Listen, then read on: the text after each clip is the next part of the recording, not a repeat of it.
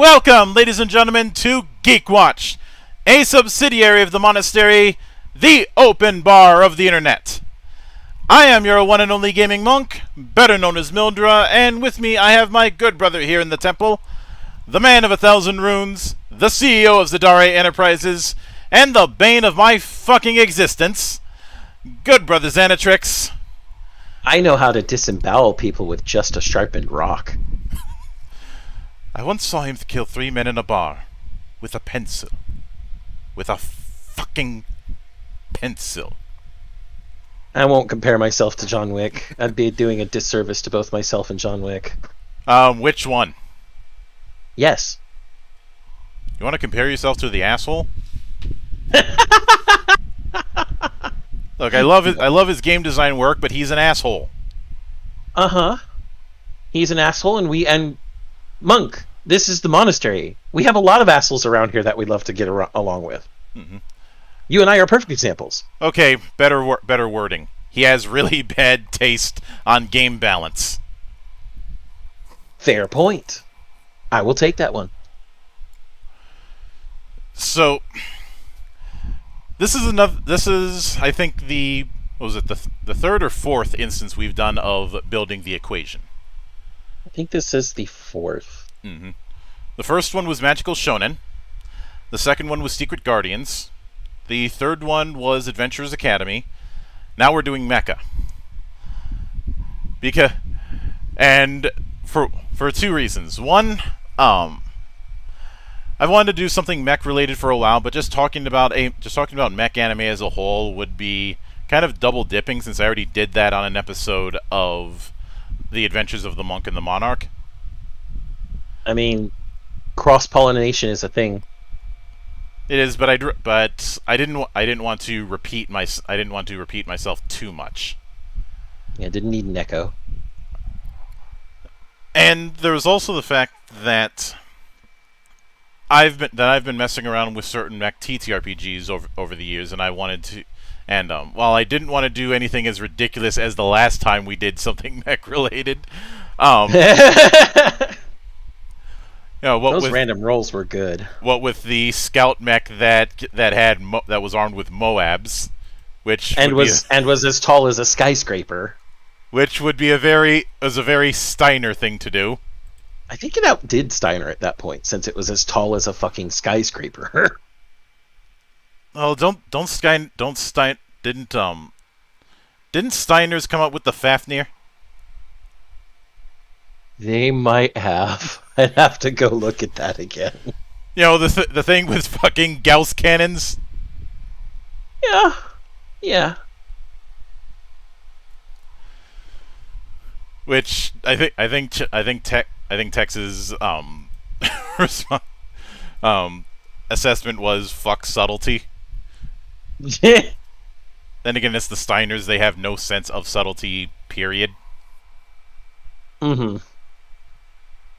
Yes, it was created by Defiance Industries, which is a joint venture between the Steiners and the Star League. Mm-hmm. So, yeah. Like, I know some people think that it's just a stereotype that Steiners are excessive. It's not just a stereotype if it keeps being true. The leader of House Steiner is called an Archon, for fuck's sake. But like, you figure that with the whole German thing, they might call themselves a Kaiser, but no, it's an Archon. No. Now that being said, with a lot of the building the equations that we've done, we've leaned into the fantastical for the majority of them. So I figured this would be a good opportunity to do something like that, but using more science fiction adjacent material. I know that with certain mechs, the line between science fiction and fantasy is very thin. Eodeca 7, the Lambda system on the Arbalest and Levitane, the fact that Kiriko can summon the souls of the dead while in the Scope Dog. That's canon. That's actually a scene in Super Robot Wars. And let's not forget fucking new types. Yes, the magical people. I mean, if we're gonna get into the real fuckery about new types, everybody go watch Gundam Unicorn and watch as Panadger becomes literally God, traveling through time and space, and gives it all up for the pussy. Dumbass. Let's also not forget the whole moon race bullshit from Turn A Gundam. Yeah, but that's more a consequence of Tomino going, I'm just going to take all these Gundam series that came before and smash them into one history. And bring in Sid Mead to handle the visuals. Yep. Rest in peace, Sid. Mm-hmm. But, and of course, the other reason I'd want to do this is because I'm a petty motherfucker. We're still picking on Giga here, obviously. Yeah. I am not going to stop picking on Giga until someone either pays me or forces me to stop at gunpoint. I'm not going to stop picking on Giga until he's taller than me. Oh, that's not going to happen. Considering he's shorter than his own wife, yes. But obviously, I went with the term combined arms mecha, largely because I felt that I wanted to double down on the war story aspect of mechs, which some series have done in recent years, but some haven't. Remember, people, Gundam is not a space opera; it's a war story. Even more so when you consider the fact that if you go back and watch the original Gundam series, neither the Federation nor Zeon are portrayed as the good guys.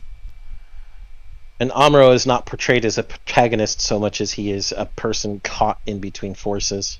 Mm-hmm. Which I think that's the reason. As an aside, I think that's the reason why his whininess doesn't bug me as much as the whininess of Shinji. Yeah. Not to mention his whininess starts to go as he starts to find his own willpower. So Shinji never really finds his own willpower in the original series, which is why, again, I suggest everybody watch the Rebuild movies as well. Read the manga and also read the Evangelion anime light novel. What you may not know about this, they're all canon, and they're all spoiler for something from, I believe it was the manga, so, the embargo's over. They're all repeating timelines. And it's only the Rebuild movies that end the looping. Mm-hmm. And I'm not going to say why they end the looping. You need to watch the movies to find out, so go watch them. Yeah. But even with that, the other thing that I wanted to explore with this concept is a more boots on ground approach when it comes to mecha. Even though Zan here doesn't feel it should be called a Gundam series, a good example of what we're referring to with somewhat boots on ground is Iron-Blooded Orphans. The only reason I don't think it should be called Gundam is I feel that it didn't allow the series to breathe. It had a lot of elements that no longer fit the Gundam foundation. I'm not talking designed by Gospel. I'm talking about the certain hallmarks that Gundams tend to have, and because of that, I felt like it could have been great. And I do feel that, as long as I ignore that it's called Gundam, it's fantastic. But the name Gundam is ultimately what gave it a less impactful release, I guess is the best way to put it. Which is a fair point. Now, the other thing is, I think that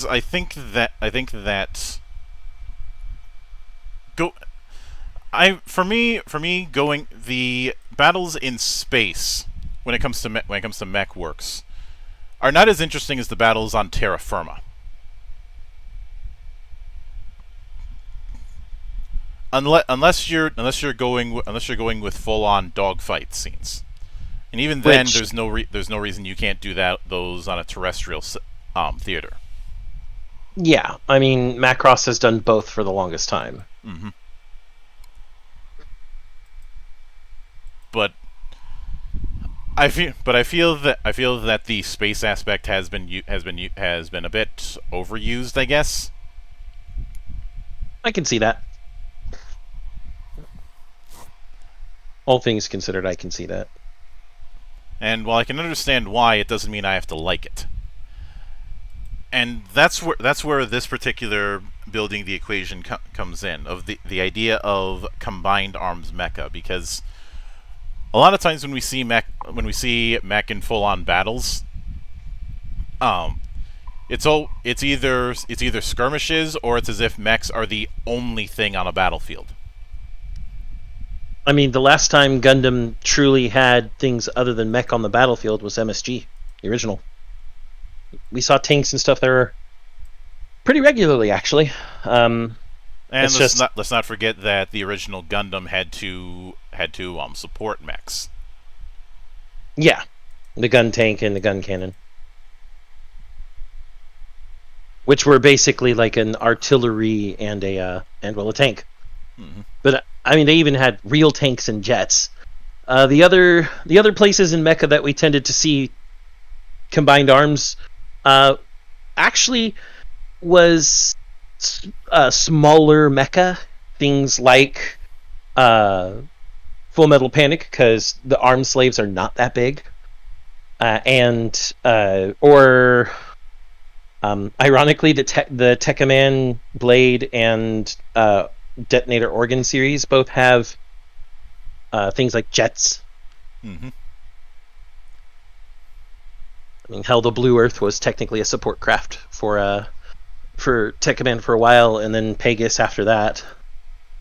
Mm-hmm. So, combined arms has actually happened in some of the more super robot-y shows, funnily enough.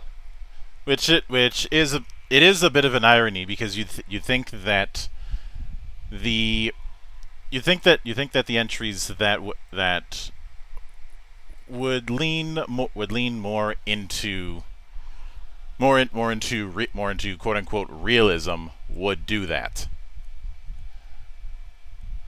I think so. Before I left the Across server, yes, people, I left the Across server.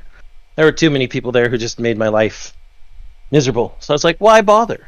There was a good point that I always felt was made, that while Real Robot and Super Robot may have had a meaning in the 70s and 80s, with the way robots have been changing throughout the history of Mecha, making a discernment between the two, unless it's very heavily bordered, like has a very heavy border between the two categories, isn't really necessary or even accurate anymore.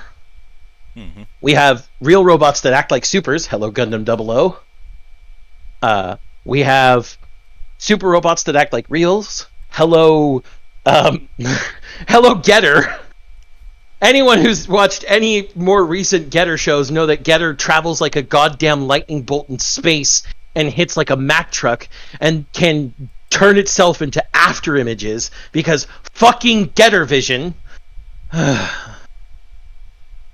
Getter Vision of Getter 2 is so good, but also what the fuck. So the lines have been blurred to the point that Real Robot and Super Robot don't mean anything, and that's why I think we see a lot of support craft from conventional warfare, tanks, trucks, jets, etc., going away. However, a very good example of a combined arms mecha that very recently came out is Kyokai Senki, also known as Amame Warrior at the Borderline.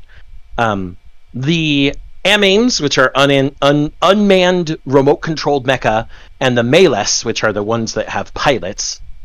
And there are some piloted Amames as well. They're the strategic weapons, but they can still be overwhelmed by things like APCs, especially with some of the larger cannon the APCs have. Mm-hmm.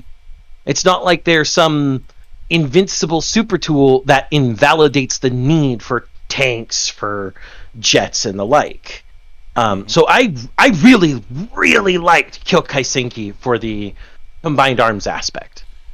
And because the thing is,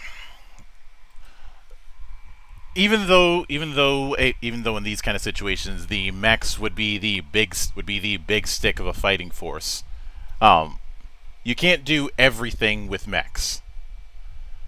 And hell, look at how with something like BattleTech you had the quote unquote all rounder at first with the Mackie, even though it really wasn't an all rounder, it was a rushed ass prototype.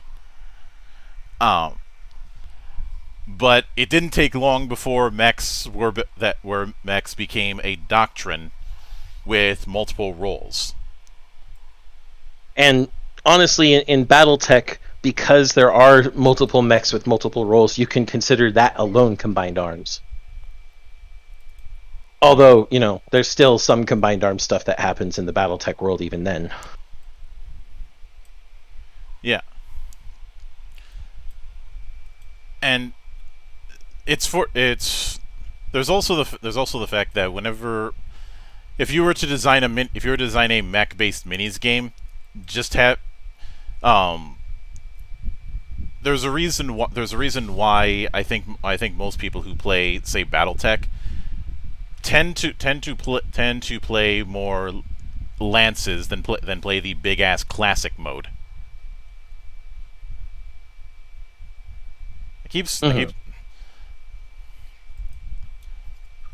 I think a lot more would play Alpha Strike than Classic. Although, if I got the rule set for both of them swapped, I apologize in advance, because that tends to happen. I see what Akira said in Council.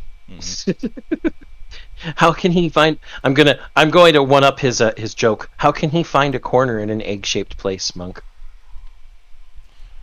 Carefully. All right. But in this case, I take it that with Combined Arms Mecha, we're taking the same idea of variation that BattleTech has. Yeah, and I think we should, at the very least, clarify what we mean by combined arms. I'll give you the stage for that one, Monk. The short version of combined arms is air, land, and sea. The long version is you don't have just mechs. You have different battlefield roles being fulfilled by different units. And that's why I said that with the way BattleTech and their mecha variated, just all of the mechs with their different roles alone could be seen as combined arms. I'd also like to point out, again, with Kyokai Senki, the three Meles that are controlled by the protagonists are a forward close combat unit. He has a mid-range battle rifle and a sword. A long-range sniper support type, and an air skirmisher. That alone is technically a form of combined arms at that point. Yeah, because they each have a different role with very different tool sets. Now, I think the first question we need to answer is: Are we doing articulated jumped up power armor or tanks with legs? I think we're doing the former in this case. Tanks with legs. As much as I love seeing some big stompy mecha, if we're doing a combined arms tank, the only tanks with legs should be the big bruisers that either sit on the back of the battlefield and bombard and have armor in order to withstand enemy bombardment, or some sort of lightning bruiser like the DOMs in Gundam. What I'm specifically referring to in that regard is the way the control setup would end up acting like. You look at the control setup in say a Gundam, and there's a very good 360-degree video by Monastery man that explored the canon Gundam cockpit. Each arm and the arms and foot pad, the joysticks and foot pads are meant to manipulate the limbs with a bit of guidance from a soft AI system. Yeah, the learning computer. I would like to point out that in the original Mobile Suit Gundam, there was a lot less of this. The setup that the Minovsky man is talking about is specifically the linear chair and the components that came with the linear chair. Mm-hmm. Because the original Gundam didn't even have 360-degree cameras. No. It was later Gundams that did, and also put those images on the entire inside of the walls. But yeah, the system of more streamlined controls that attempt to imitate human action with some AI assistance or computer assistance is the more interesting to work with, to be honest. Mm-hmm. Now, with that in mind, I think the other question that has to be answered, because this is one of those things that I keep hearing, is why go with Mecha when tanks will do? Which, as an aside, I don't have any beef with tank nerds, but sometimes y'all are delusional. Sometimes y'all don't know how to see the bigger picture. Nice self-save there. Now, let me be the, I guess, voice of reason and rationality. I know. Yes, we realize that Mecha in atmosphere on a planet with gravity, in real life, he's not cost-effective and is actually a liability. That type of build will be easier to take down than a tank on planet surface in gravity. Because joints are weak points, people, even in robots. But this is we're talking Mecha. We're talking fiction. Rule of fucking cool, assholes. There is that, but here is the argument that we are making, because an easy way to get out of this conundrum is by introducing a new form of technology, and even both BattleTech and Gundam have handled this. In Gundam, the new technology arguably was Minovsky particles. And everything that came with it. The Minovsky reactor created Minovsky particles that allowed them to make places that they could create a better type of titanium on the moon. There's a bunch of shit that came with Minovsky and everything that spread out from it. Mm-hmm. It also the two reasons that Xeon was quoted as having made humanoid machines, because they were the first one to do so, was one, in space, where Side 3, or aka the Principality of Xeon, is. That's actually useful not only for performing tasks in space, that the things you see astronauts perform during spacewalks, but also because of the AMBAC system, which was an ambulatory system that allowed, with using movements of the limbs as counter rotations and counterweights, to maneuver yourself in space without any thrusters. Mm-hmm. And then, of course, the third part Xeon said is it's intimidating. Which I think that third part is something that a lot of people overlook. Oh, of course. Humanoid weapons are intimidating because they cause a person to empathetically or sympathetically, depending on who you are and how high your EQ is, going by Japanese ideas here, it's terrifying to see something that is humanoid in shape at that size shooting weapons at that size compared to a tank or a jet. Yeah, tanks and jets are terrifying by themselves for a lot of people, just because people know that they're weapons of war and can do a lot of damage. But there's an extra psychological concept and psychological piece to a weapon that can do the same type of damage as a tank or a jet, or even more than that, because, you know, all the mobile suits could. It's like you're seeing humans themselves cause that much damage. Even if you rationally know that that's a giant machine, it's shaped like a human. Your brain is still going to make that little tick. Plus, it's not like we haven't had a long history with giant humanoids in mythologies all over the world, which are also fucking terrifying in those mythologies. The Jotun come to mind. Whether it be the Jotun, whether it be Hektonkir in Greece, whether it be the various walkers in Native American mythos.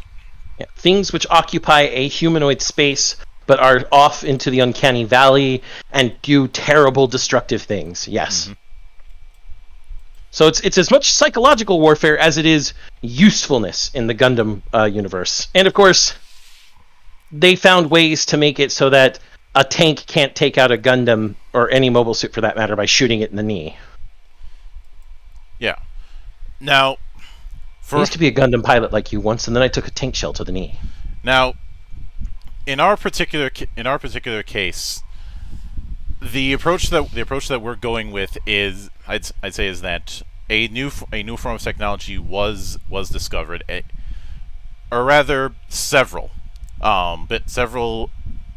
technologies were discovered that were combined to create the first mecha first mecha in this setting. Yeah, the what they're named and what they do isn't a big issue. The things that you would need are, at the very minimum, are a new form of metallurgy, a new compact and high power energy source, and a new form of computing. That's really it. So, and as far as the energy source, that there's a bunch of different ways there's a bunch of different terms you could come up with. The point is that it is a new type of energy.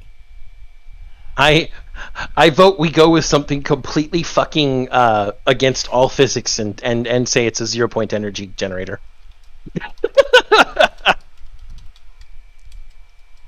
For anyone who doesn't know what ZPE is, go look it up. I'm not willing to dive into how fucking insane it is right now. Yeah. So we're going with the idea that one of them was figuring out 0-point energy, and truth be told, I find that less insane than the dimensional engines in Cthulhu Tech, or the dimensional coupling engine in fucking Zeorhymer. Yeah. I use the power of tearing holes between dimensions to shoot you with literally an attack that means I'm attacking you with all the strength of the underworld. Mm-hmm. How does that work? Don't you need that energy to tear open the dimensional boundaries? But you see, because this is all non-causal, I got the energy to tear open the dimensional boundary by tearing open the dimensional boundary, and then used all that energy to hit you with an attack. What? Now, as far as the new form of metallurgy, I do think it's something that was probably created as an after effect of having having a new energy source, meaning that there's a whole new avenue for metallurgical techniques since you have energy to mess with. Yeah. We could name it a bunch of different things, but in general, I guess the populace, as they would come to know it, because it's likely going to be as lightweight as aluminum, but as strong or stronger than titanium, etc., because you're going to need that lightweight to have a humanoid ambulatory mecha on the face of any planet with gravity. And they'll just call it Z metal or whatever. Mm-hmm. That new Z metal that we've got, we make everything out of it. It's because it's with an infinite energy source like ZPE, it's going to be easier to literally create miniature supernova in order to make yourself more raw materials. Mm-hmm. Don't deal with theoretical, stupid energy sources, people. Your mind will melt. Yeah. And the third avenue is using this to develop full-on neural interfaces. The kind of things that have been the dream of engineers for decades. Wait, are we doing the Alana Vigiana system? Because I really don't want to fuse the spines of our pilots to our mecha. No. Good. I would say that this is a halfway point between a regular cockpit and mobile trace. So you're doing the Zero system. Got it. You just want to drive all of our pilots insane. That's all this is. I wasn't thinking that far. The Zero system is a little bit extreme, but I originally had thought about going with a neural interface a la Pacific Rim was one approach I had thought of, but I didn't want to do the whole left side right side thing. And yeah. I mean, I like that system in Pacific Rim, but that's where it should stay. Yes. And as far as doing something like the neural interface in BattleTech, I'm not having anybody wearing those helmets. Yeah. Still, it's a neural interface.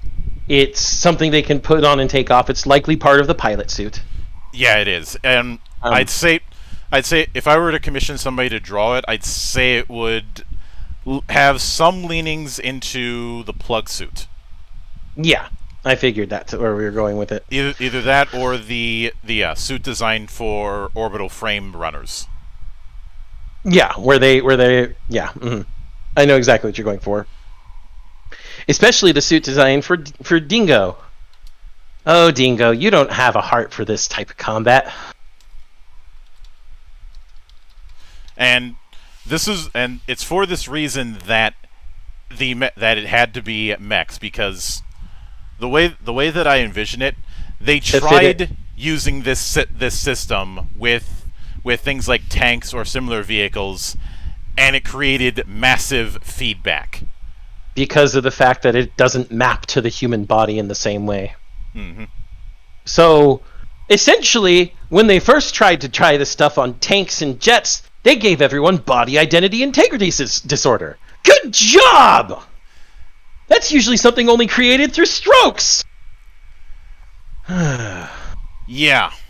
And it didn't take long for them to figure out, you know what? Trying to put this into existing tech isn't going to work. Yeah. Now, something I think we should explore in that particular regard then is that because of the new metallurgy, they can create what is essentially fiber optics made of transparent metals, mm-hmm. which is going to make them more resilient than normal fiber optics. And so these computers run on photons. Yeah. I mean, we have the ZPE to create the photons in the first place, so I don't see why not. Which is why when somebody plugs into this neural interface, they have instantaneous feedback, or at least as instantaneous as light is, which is actually faster than the human brain. So, yeah. And I'm going to put that in as a bullet point of photon computing. Yeah, and that I think that's our particular computing change. I don't think we need to go into quantum computing. That's a little finicky. Yeah. And for this reason that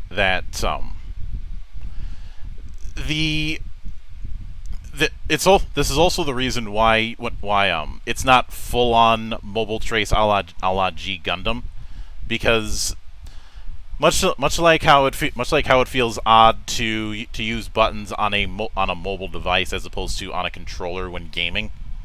Mm-hmm. A degree of haptic feedback is needed to help integrate the process. Which makes sense. This isn't like the VR kit, the biggest VR kits we have today, where people wear a helmet and a haptic feedback vest and are held in place on a 360-degree treadmill. Although those are some really cool VR setups that I would love to play on. They're just insanely expensive. Yeah. Is it possible that there are some full VR rigs? But yes, but those would be considered extremely bleeding edge tech. Bleeding edge tech, probably that requested by an ace pilot. Yeah, that most people would either be priced out of or skilled out of, because you have to be really, really fucking good at understanding a neural interface in order to use something like that. Either that, or you have to be Sanger Sombold, the man who can just chesto his way through a dynamic link system, as it's called in OGs, which is essentially just the mobile trace system except Super Robot Wars OG style. Even Elzom doesn't get a DML, and the reason he doesn't get that is first of all, his mecha turns into a horse. Mm-hmm. So I'd put photon computing to remove delay between pilot and mecha. Yeah. So, in other words, the delay between commanding it to move a limb and the actual movement action is about the same as the delay when you ask your own limbs to move. Yep, as long as it takes to push the button, basically.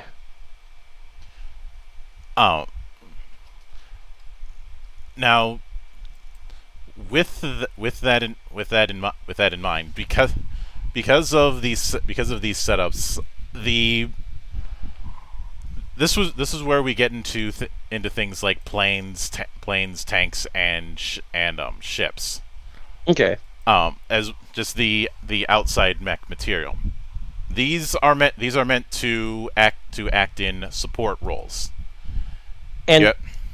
And personally, because we do have the photon computing and the neural interface, I think that, like what we're already doing in modern day war, much of this will become remote operated. Maybe not interfacing the full jet or drone or tank with the person's full body, but giving them at least vision and a heads-up display of what's happening with the actual tank or jet or drone or whatever, while that personnel is also, not in the direct battlefield. Yeah, I know that there's always been the debates about pilots versus drones in plenty of media. But I think the ideal compromise is to set up some sort of pilot interface, but not have the pilot actually in the ship. Yeah, and that's exactly what I'm looking at here. You've basically got this, because we've got the photon computers and the photon communication and all of these these things that stemmed from what ZPE gave us, you can control jets and tanks just like if they were the drones we already have today. But because of the limited neural interlink, you also get the heads-up display and vision as if you were actually there. And in some cases, it's going to be even better for, say, someone driving the tank, because tanks are operated by teams. Mm-hmm. You have to have one person who's piloting the tank. You have a person who commands the tank commander, the guy usually sticking out of the top to give people the sit rep. You have the gunning crew who operate the main gun of a tank. And then you have any support staff you need from there for, say, any side guns the tank may have, or, reloading the tank, etc. Mm-hmm. In this case, all of those things now are automated, but you still have the view that both the tank commander and the driver would have, or a compromise between the two that would make it easier for a single person to operate that tank. Yeah, I do get the feeling that in this setting, people did try and do full drone approaches, but because of the fact that there are certain judgment calls that a drone isn't going to be able to make, that the idea of doing full drone tanks or planes was complete, just as in full autonomous, was scrapped. Yeah, I don't think that they would be able to really withstand the rigors of making the snap judgment calls necessary during war. Mm-hmm. It's a case of we tried the whole full drone thing. It didn't stand up to testing, so that project was abandoned, and instead we have the best of both worlds. You have the pilots who are able to make snap judgments as appropriate. Yep. While at the same time, you're not putting them through the rigors of being out in that level of environment. Especially when it comes to, say, planes, because, well, G-force is nothing to fuck with. Yeah, G-force is. There's a reason we designed a suit to help keep the blood up in your head. Mm-hmm. Because at high enough G-forces, you faint. And, fainting in a jet, not a good idea. No. Especially not one that's either getting close to or going over the speed of sound. Which is most jets at cruising speeds. Mm-hmm.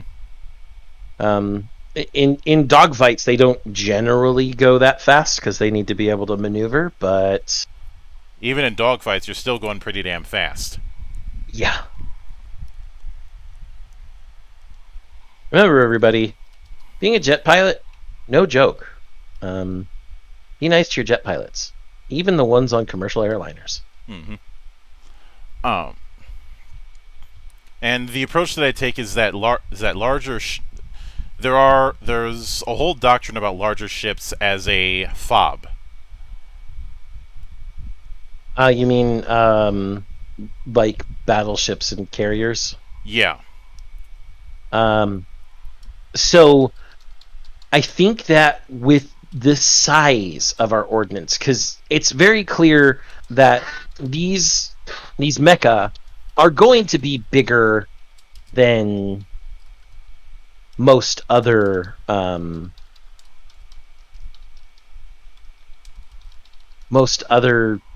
ordnance out there. They're going to be big. They're going to be bigger than a tank or a jet. Mm-hmm. Maybe not by too much, but also their shape is going to limit how they can be stored as well.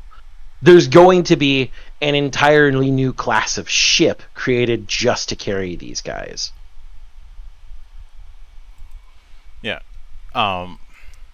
I'm thinking that this particular ship should be referred to as Titan class.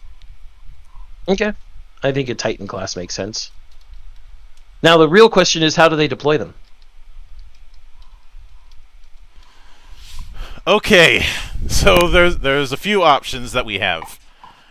Option A, the drop method, which is one way to do it.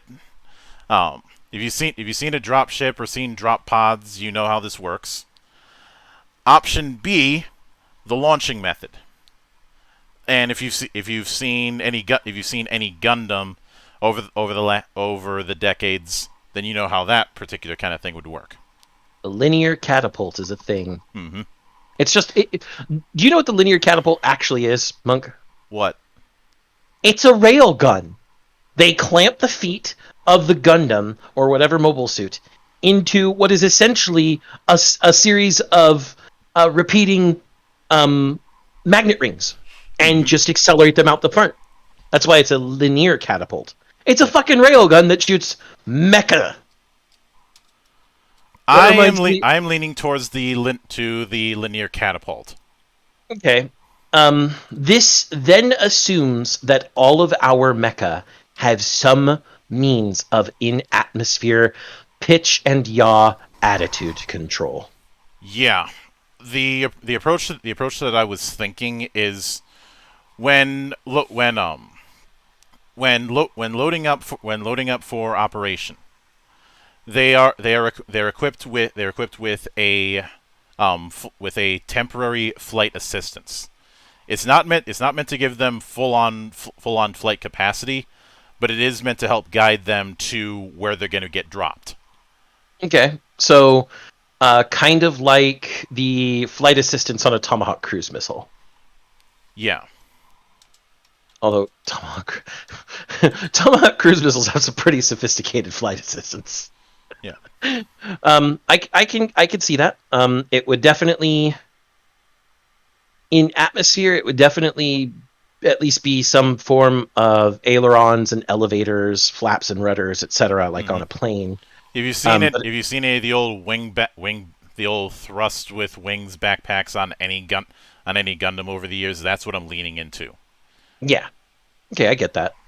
And that's a good one. I like that one. Especially since it's temporary, and when they land, they'll just drop it. Yeah, that is the general approach. They set up, launch.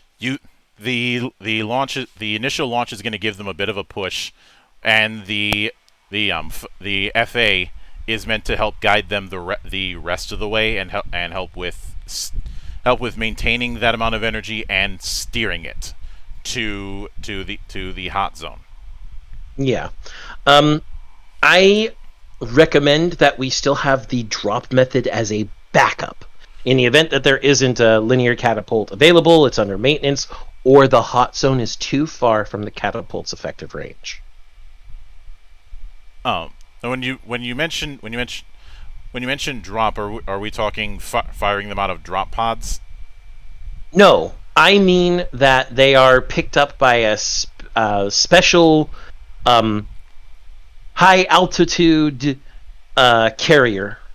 Like it can carry maybe like 4 of them at once, and it's big, and it's up where an AWACS would be, so it's pretty far out of anti-air lines, and they would drop from there again using the flight assistance this time to arrest their terminal velocity. That's backup for when something is either there isn't a catapult available, or it's outside of an effective catapult's range, which isn't going to be much. That's going to be the most remote of remote areas on the planet. Mm-hmm. But you want that backup just in case. Yeah. Now, that takes care, and we've already just. I'd say the support ships.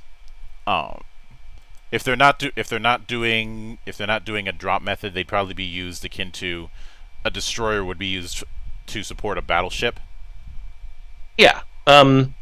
You'd have the normal fleet. The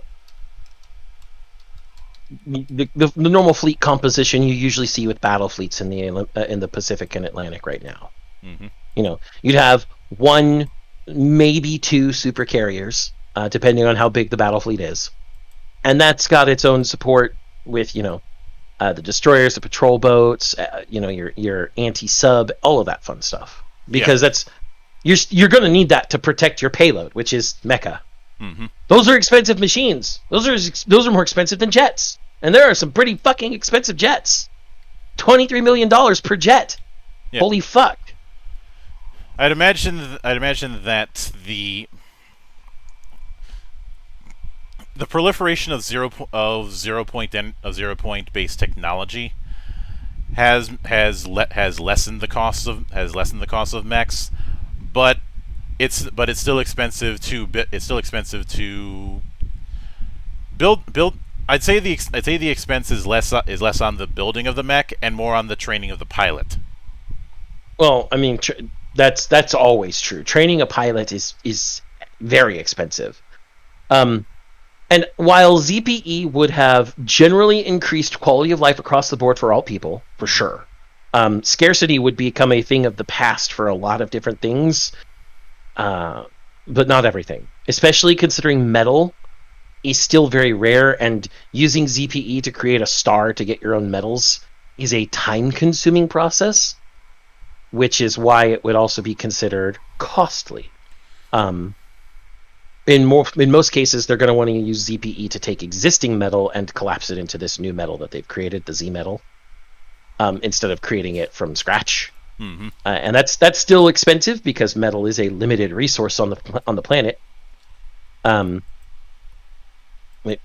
And we aren't to the point that they're mining asteroids or anything. So, something we do need to make clear: this type of world is still terrestrial. It's basically at the same point we're at. They have limited, maybe probe contact with other planets in their system. They have made it to their moon and have a way to go on and off their moon, probably a little more convenient than ours because of ZPE and everything else. But they are not. Would you say that they have space elevators? I think in this case they would have good space elevators, yes. And space elevators make getting things to the moon much easier and cheaper. You're using the centripetal force of the Earth to actually get things up out of orbit. So I'd say space elevator as well as a handful of space colonies. I don't think they would actually have space colonies at that point. Or rather, space colonies might be a bit much, but a collection of space stations. Yes, and those would probably be military and research, for the most part. I don't think there would be any residential space stations or recreational or commercial space stations at that time yet.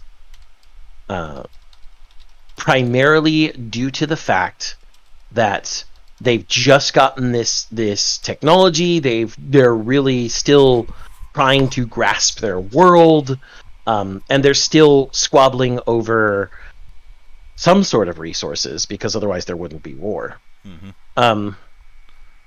But I think the closest thing to residential would be the colonies on the moon. Yes, the moon would start as a very large research base. Their moon would start as a very large research base because you'd want to research what can be done in a place with lower gravity and less light and all these other different things from your own planet, in order to determine what's useful about it. And from there, they would, the scientists would be staying there for years. They'd want to bring their families if they already had them up. And if they didn't and started establishing families, as people who are in close with each other all the time tend to do, they're going to need residential. And they're also going to need a way to get supplies, which is what the space elevators and the transit from the planet to the moon is going to do. Yeah. But this is not going to extend out to they are fully harnessing the resources of their solar system. They aren't a Type 1 civilization quite yet. But I had written in that there's research and there's R&D like bases with families in various spots all over the moon. Yeah, and those are likely to be under the jurisdictions of the superpower countries of the world. Our versions of things like the U.S. and Russia and China. Mm-hmm. Uh, Now, getting back to the support vehicles, there's one other aspect that we haven't covered, and that is infantry. And the approach that I'm thinking is that infantry, even with mechs, infantry still has their purpose, because there's places that they can go that mechs can't. Just But due to size, yeah. but in more open aspects, that's where the power armor division comes in. Mm-hmm. And everybody knows what power armor is, I should hope. If not, just think of it as very big suit of armor that is powered by a power source to assist you with various things, such as giving you higher amounts of strength and etc., because it's using mechanics to increase your effective power. Mm-hmm. Um, in this case, I think that the power armor divisions are likely going to be a lot like our urban skirmish divisions were in the Middle East. They're going to be tight-knit small cells that do sweep operations to make sure that enemy combatants are not hiding in places. Raids. Yeah. And on top of that, you're not going to have, especially considering how warfare continues to change and things change with it as people get advance in technology, you're not going to have these big open field battles between infantry anymore. We don't see that nearly anywhere in the world anymore. In our world, in real life. So you're not going to see that here either. Especially since now the Mecha are here to do all the heavy lifting, no pun intended. Yeah. I would say now, as far as the size difference between power armor and full on mechs, I look at mechs as, aside from the really heavy ones being around 25 feet. 25 feet seems about right. That's about 8 meters ish. Mm-hmm. So about the size of an arm slave. And again, referencing Full Metal Panic, which is one of the more combined arms mecha type shows. That definitely makes sense. Mm-hmm. Whereas I'd say the tallest that somebody would get in power armor is maybe 8 feet. Yeah, about the size of a Terminator armor. Yeah, about the size of a Terminator armor, or some of the power armors that we saw in a fair few '90s anime. Mm-hmm. I don't think the Night Sabers in Bubblegum Crisis got that tall, I don't think so either. but the Night Sabers are a good example of what we mean as far as what someone could potentially do with this sort of power armor.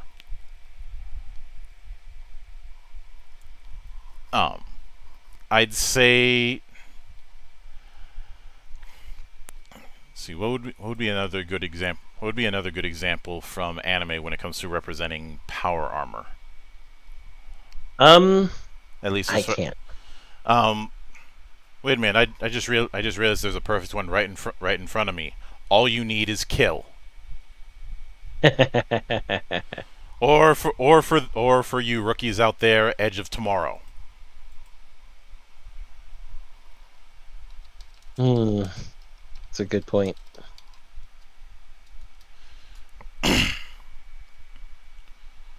Because in that one we have essentially a suit setup. Yep. I'd also say some of the power suit designs that Shiro Masamune has done would apply just as much. I mean, there's a lot of designs Shiro Masamune has done that would fit. I'm specifically referring to the designs that were done in Appleseed. Mm-hmm. Okay, I see what you're saying. Got it.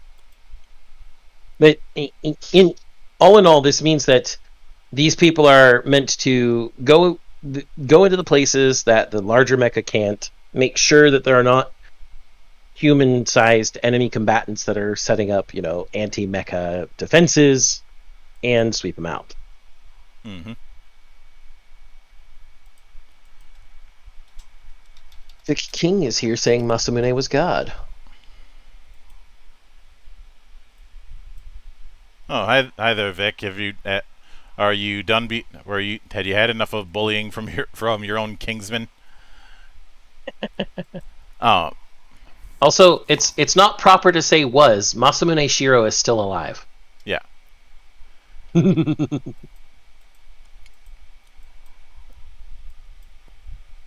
Now, that being said, when it comes to the planet that we're going with, I was actually thinking of doing something akin to the Ace Combat approach. It's still a Earth-like planet, even with the tech based, but not having the exact same countries or even landscape for that matter. Which is good because, Ace Combat's a great series. Mm-hmm. We could even go further and do it the Armored Core way. You mind giving the audience the skinny on that? I know what you mean. Armored Armored Core is essentially an AU Earth. You've got a lot of the same names, but borders are different, cultures are a little different, and it's all around the mechs, baby. Mm-hmm. All around the mechs. But that's another point. That's another good point. Armored Core is also combined arms. Mm-hmm. So, if you want comparisons to the type of place we're going for, with the Ace Combat comparison, it's Earth-like, just different places and possibly even different shapes, different geography. Combine that with the ideas of Armored Core, where mecha have centralized the war scene, even PMCs use mecha, and there's still combined arms fights, though. It's a nice way to blend both ACs together and ignore the third AC. We're not talking to you anymore, Assassin's Creed. No, you had your chance. Although, I'm not gonna lie, if Ubisoft made a mecha Assassin's Creed somehow, I would be compelled to play it. I know some people would say, how do you do the whole assassin thing with mecha? Well, first off, Death Scythe would like to have a word with you. Second off, they haven't exactly been committing to the whole assassination thing since Origins. Besides, I could see it being... Ooh. That'd be fun. Never mind. My own thoughts. You can't have this idea anymore. Fuck off, Ubisoft. Which, as an aside, I did see the demo footage for Skull and Bones.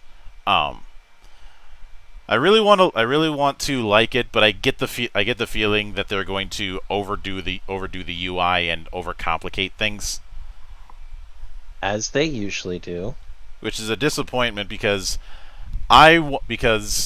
Skull and Bones is the kind of game that I want. I want to be able to build a customized ship and take it out. And I know some people say Sea of Thieves does that. No, it doesn't. And you're fucking lying if you think it does. I want a game like Mass Builder that also includes designing your fleet and also includes moving that fleet around. Mm-hmm. But then also allows on-foot stuff. I know! I know. I'm ambitious. Fuck y'all. At least it's ambition in the right way, instead of focusing on aspects that people aren't going to care about, like Star Citizen. If anybody wants to play a really good game where you can design your own ships for war, I would like to point you to a little-known DS game by Platinum Games called Infinite Space. Mm-hmm. And Mr. Yes said that he wants one underwater and underground, or in Atlantis. Atlantis is done to death. Is this the part where I make a Gurren Lagann joke? I think this is the part where I say I make a Gurren Lagann joke. Gurren Lagann was heavily underground until Simon found a way to make it popular.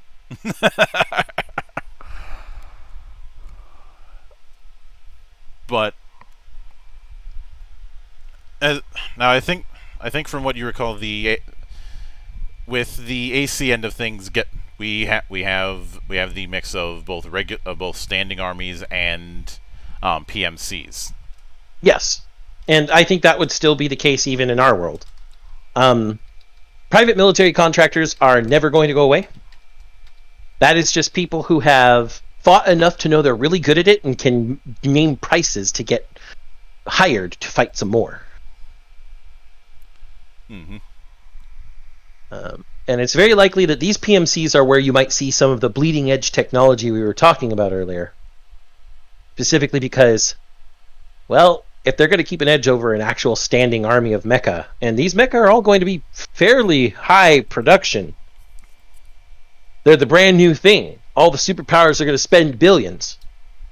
The PMCs have to remain bleeding edge themselves, so it is what it is. Mm-hmm.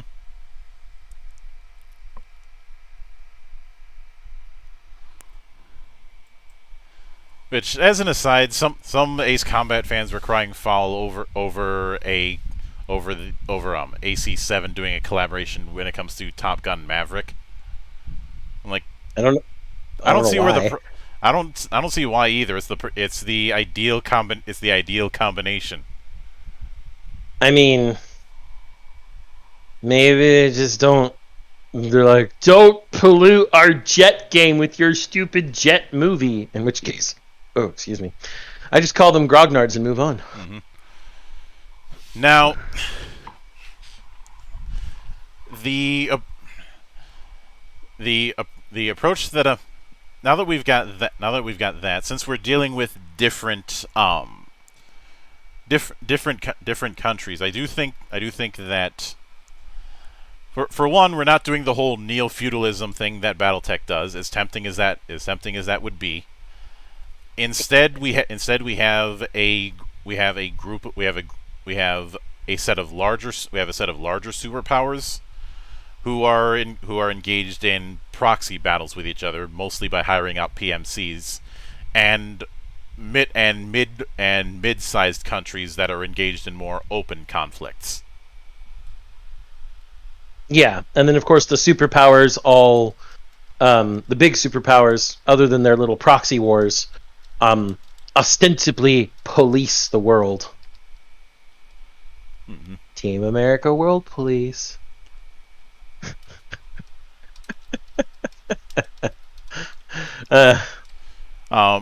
However, every single country of note has agreed to a handful of rules. One, no nukes. Or in this case, no ZPE explosives.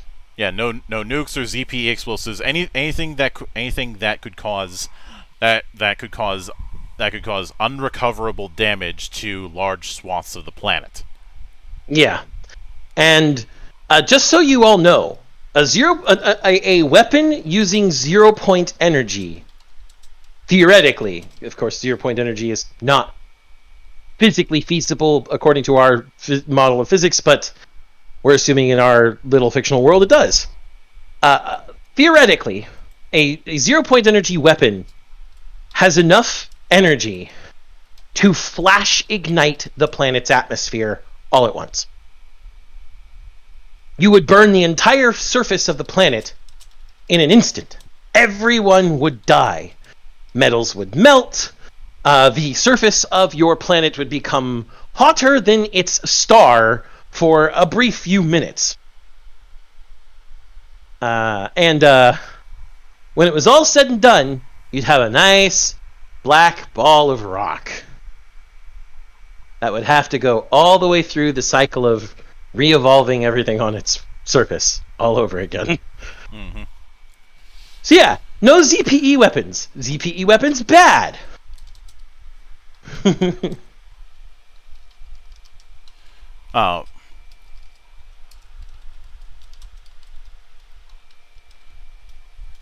And no nukes, and a bunch of smaller rules. Essentially, this set of rules is their version of of things like the Geneva Convention or the Ares Conventions.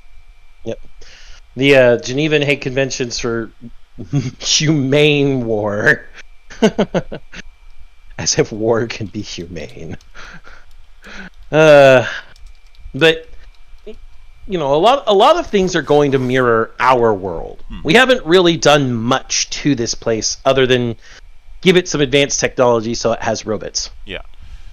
But the key thing with these set of rules isn't to make war more humane, but to make it so that you actually that whoever wins in a fight actually wins something. Yeah. No self-destructive Pyrrhic victories. Pyrrhic victories, excuse me. Yeah. And nothing like, say, could you give the audience the skinny on the Tintavel massacre, because that's kind of what I'm leaning into with this thing. The Tintavel massacre. Let's see if I remember all the details here. Essentially, it was a planet that was captured by the Capellans, and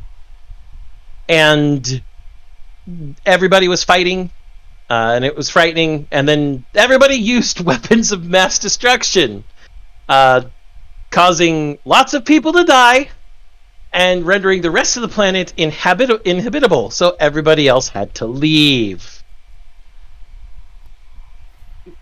I think that was it. That was it, right? Yeah, basically you had a fight that ended up going so long with such excessive uses, including the use of nukes, that even though one side technically won, all they inherited was a planet they couldn't use. A dust ball, irradiated beyond use, as I like to call it. And the approach that I'm going with why these countries would agree to this sort of thing is certain conflicts in the past came dangerously close to breaking out the nukes, and a whole region became a dead zone. Okay, I can see that. We now have a glassed desert that is a dead zone. Mm-hmm. And of course, nobody has even been crazy enough to try and make ZPE weapons because they know what can happen to it.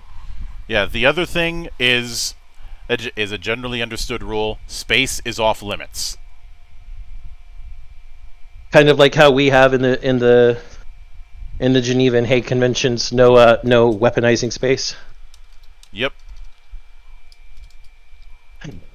I mean, that doesn't stop us from having potential for rods from God, but that's different.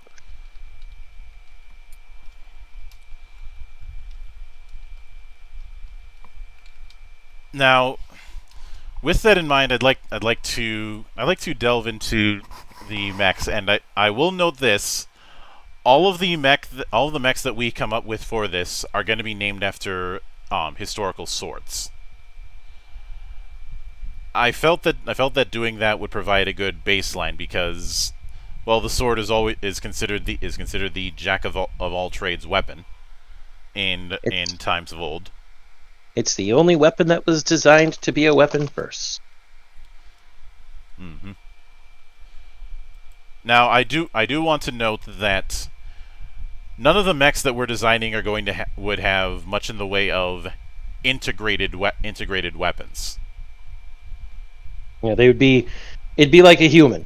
Mm-hmm. It's a person carrying stuff. Yeah, but but each of these mechs essentially is kind of a doctrine when it comes to weight and configuration. Yeah. Now, I know that we have a big sheet of swords, but I don't think we're going to need all of them, Monk. No. Um, We should that's probably decide what roles we're going to have the mechs fill, and then pick sword classes. all right. Before we even get into that, the first I'm one thing I'm putting my foot down is that the first one that was created was given the name Gladius. Okay, makes sense considering that's one of the earliest swords in human history. Yeah. The Gladius was effectively both the prototype and the first production model for ZPE based mechs. Okay. And while you can still get Gladiuses fairly cheap, they're essentially jack of all they are the quintessential early jack of all trades that's meant to do the basics, i.e.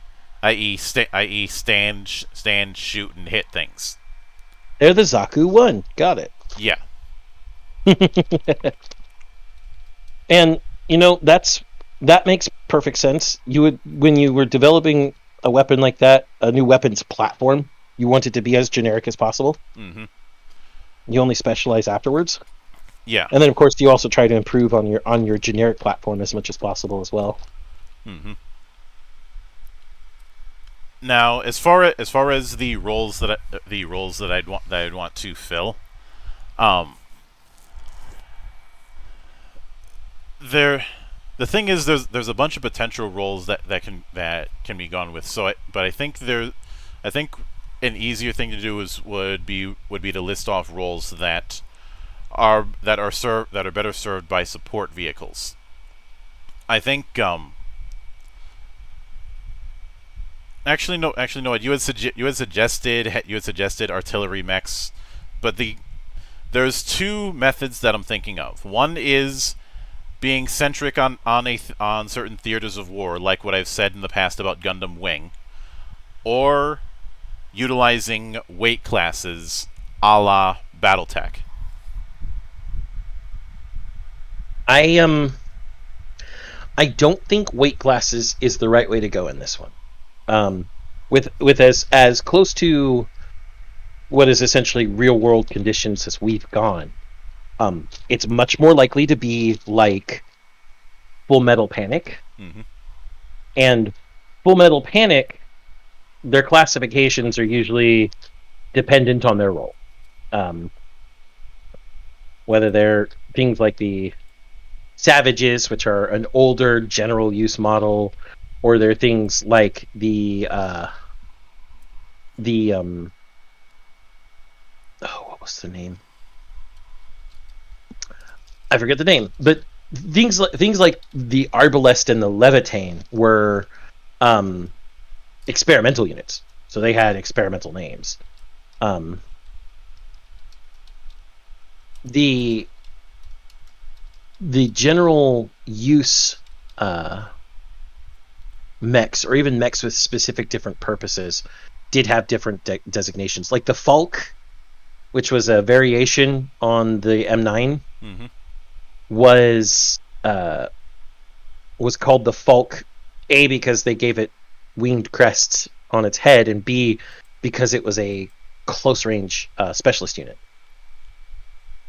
Mm-hmm. So I think it definitely needs to be designation by role. Yeah.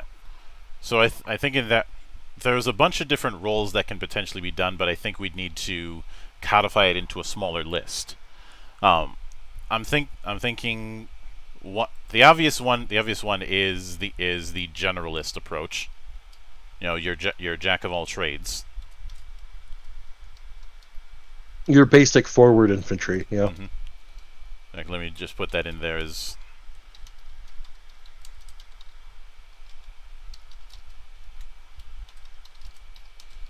forward. I wrote forward mecha infantry. experimental. Instead of experimental, I'd probably write in specialist. Well, and specialists are going to be a little different, depending on what they're specializing. And experimental mecha is something entirely different from a specialist mecha. But specialists would be, things like anti-armor, long-range support, things of that nature. Yeah, so I'll drop specialist because that's way too broad. I think support is definitely one that we can add in. Mm-hmm. I think would scouting fall into the same category as forward infantry? Do you think? No. Forward infantry might do a little bit of reconnaissance, and there are going to be some people trained for it. But we have specific groups within the military here that do specialize in reconnaissance. I mean, you only have to hear about things like the Green Berets. Mm-hmm. So forward, reconnaissance teams would definitely be a different mecha type. It would need to be, light, speedy, able to get in, get out, defend itself a little if it needs to, but its focus is still more get in, get the info, get out. Mm-hmm. Instead of referring to it as forward mecha infantry, I'm thinking of calling it assault. Mm-hmm.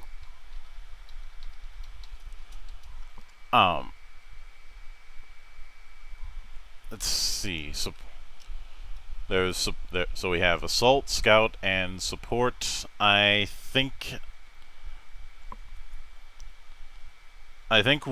special operations is another one. Specifically for your stealthy mechs. For your HVTs. Yep. You want them going after high value targets. Mm-hmm.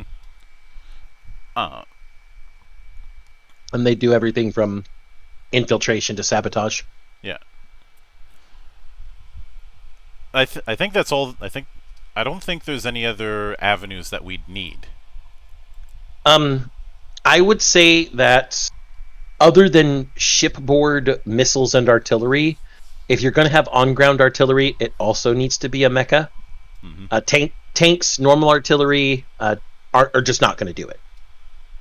And the reason I say this is for the same reason that we're classifying everything here. A tank now doesn't do artillery strikes. Artillery does artillery strikes. Mm-hmm. So you would have your own artillery platform. We could call it in generic the bombardment platform. And so at that point we've got the assault, the support, the reconnaissance, the special, and the bombardment. And that I think gives us a wide enough gamut to work with. So let's see. So the ones that I have listed on my notes here are assault, reconnaissance, support, special operations, and bombardment. Did I miss any? Nope, those 5 sound pretty good. All right. So we've got the Gladius. Do we want to do? I'm gonna list off the names, and you can tell me if it's one that you think we should use. First one being the Spatha. I don't really think the Spatha is necessary to use, considering that it's only a slight advancement from Gladius's. And we could probably have it that the Spatha was the production refit.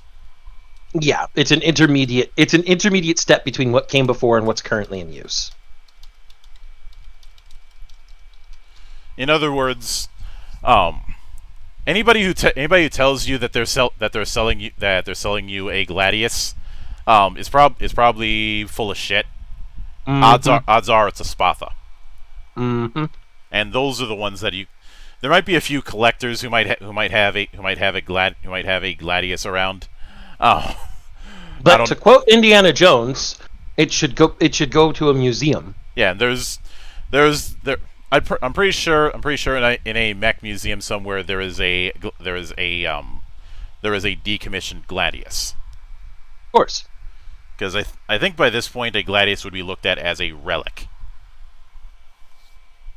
Yeah. But the Spatha is essentially them looking at the early runs with the Gladius, taking out what didn't work, and refitting it to make the Spatha, which was used for mass production. Yep. I think that works. Now the Migration Era sword and the Viking Age sword that they have here, I'm dropping both of those because they're way too similar. They're way too similar, and they're basically just evolved Spatha. Yeah. The Falchion. I think a Falchion could be the current production general use assault mech.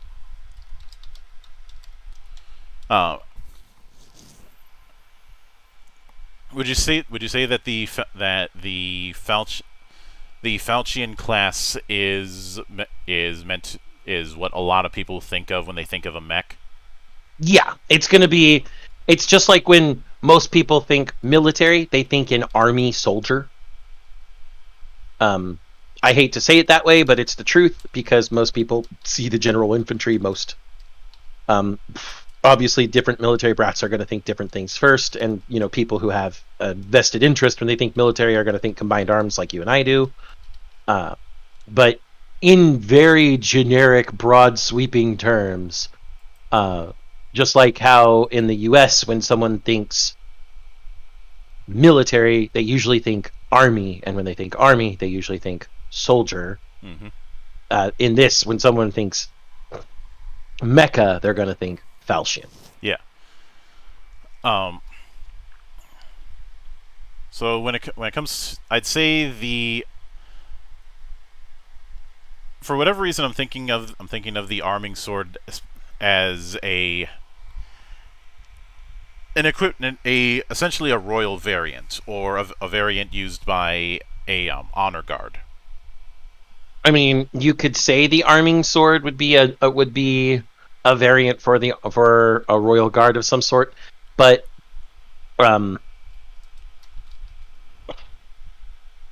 arming sword is a very generic term. In that case, swords, if it's that broad, I think it should be dropped. Yeah. Arming swords in Europe during the Middle Ages came in a wide variety of things that had a general same build type to them, but it wasn't really anything notable. It was a dual-edged, straight short sword. Mm-hmm. Had a pommel, had a hilt, had a crossguard. That was really it. Some of them might have had fullers to both save on material and allow blood to come out. But that would have been later on in the medieval ages. That wouldn't have been first on. Now, the longsword, I think that's one we have to keep. I think the longsword would actually be the royal variant in that case. Because when people think knight, they tend to think longsword, even though knights more often used bashing weapons and shields. And I'd say I'd probably put elite variant instead of royal variant. Yeah, some sort of variant used in color guards, honor guards, probably has some better weaponry, mm-hmm. used for protecting high value targets, etc. Yeah.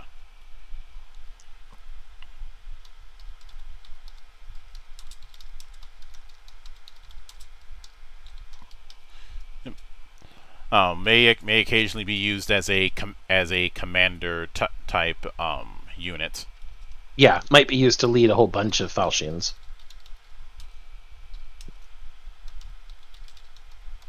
But commander types would probably be refitted with a different computer setup, much in this, not too far removed from, say, the Druid system in Code Geass. Mm-hmm. Or just the fact that command types in Mobile Suit Gundam had the antenna that helped them with wide range communications. Mm-hmm.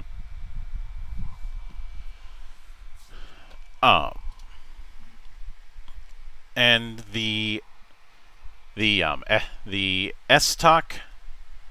The S-Talk is a weird weapon, even by the standards that it came out in. Mm, I'm I'm thinking that the S-Talk might be the first version of the long range support mechs.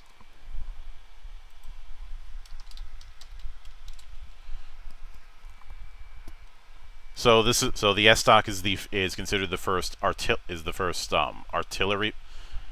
Now, when you say support, how do you see it? Are we talking about Are you Sni- talking about Sniper cover. Go on. So long range support when supporting infantry is usually, a couple of snipers far away, like a mile away. Or those snipers are sent out on their own to try and pick off undefended high value targets. The reason they're considered support is because they aren't really mobile. Mm-hmm. So they try to take protected positions to make their shots. Bombardments are a different story entirely. They're just throwing as much Daka in an arc at either a hardened target or a bunker, something of that nature, to pelt it down until it crumbles. Yeah, with the So S stock, do you see it as a sniper or a counter sniper? I see it as a counter sniper. It would likely be used to take out other snipers.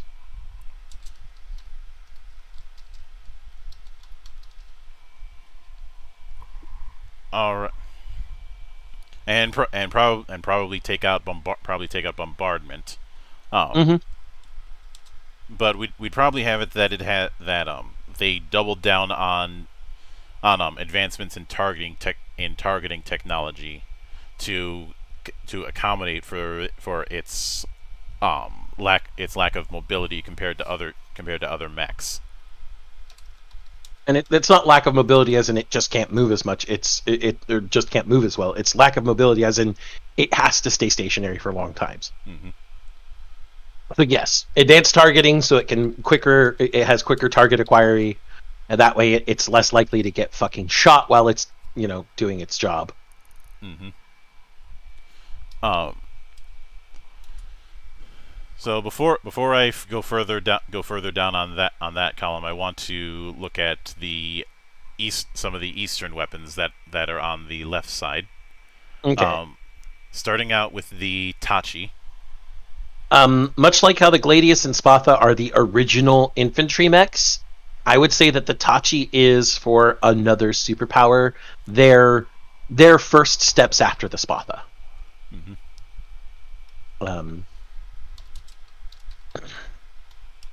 So it's not a general use mech that is current day, but it was like their first steps after the Spatha. What the road they traveled on until they got to their general use. Yeah. What about the Wakizashi? That's going to be a reconnaissance class. It's light, it's smaller, it's made to get in there, use its weapons for disruption, get some intel, get some enemy positions, and get the hell out. For sure.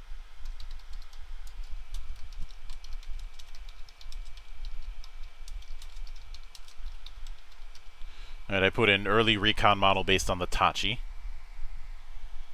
Mm-hmm. Katana. That's gonna. I get the feeling the Katana is essentially the assault successor to the Tachi. Yes, much like the Falchion is the general use for one part of the world, the Katana would be the general use for another.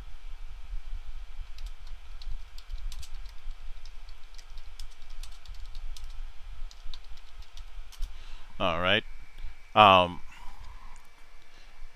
I know that they have a militia and civilian version of the Jian. I'm thinking we just go with a Jian. Well, much like the arming sword, Jian is kind of generic. So I think that Jian, in fact, should be dropped. Mm-hmm.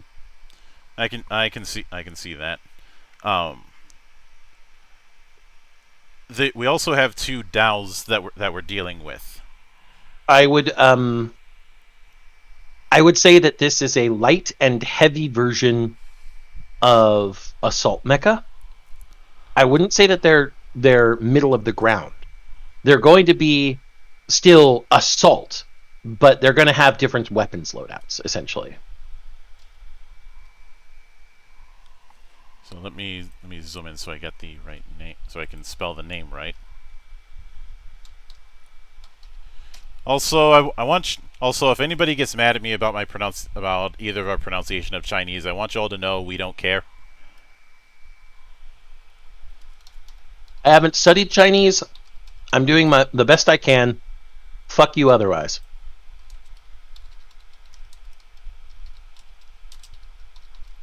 Um, I'm probably going to put in a thing where the Liwei Dao and the Da Dao tend to be paired with each other. Which would make sense. They were designed to be paired with each other. Yeah, makes sense. Covers each other's weaknesses.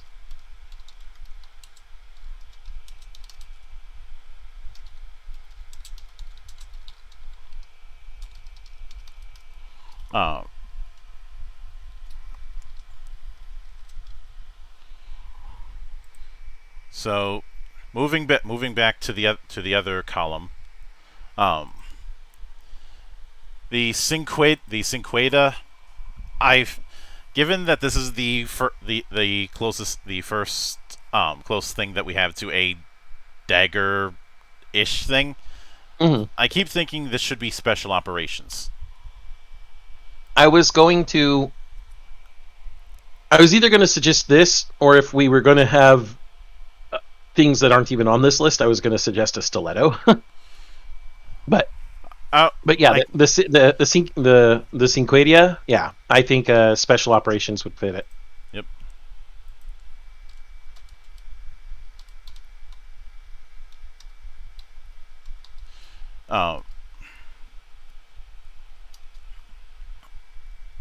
And I'd say the for the special operations, it's somewhat smaller, more lightly armored. That's more about the pure, not full on stealth operations, but pure on hit and run operations. Yeah, it's got more armor than reconnaissance mechs, that's for sure, because it still has to survive its encounters. Yeah. And it's harrying so it's also got a little more kit as well. It's going to have some specialized kit depending on the mission. That's why it's special operations. Mm-hmm. Whereas the stiletto, I feel like the stiletto would be an early adoption of stealth technology. Mm-hmm. Okay.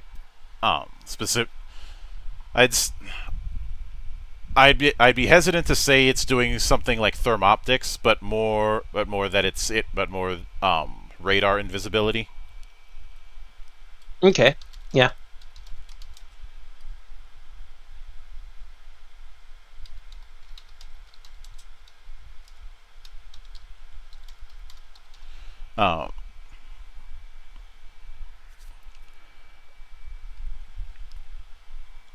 I think later there could easily be later refits of the stiletto that allowed for some manner of total invisibility, but that invisibility is limited by heat problems.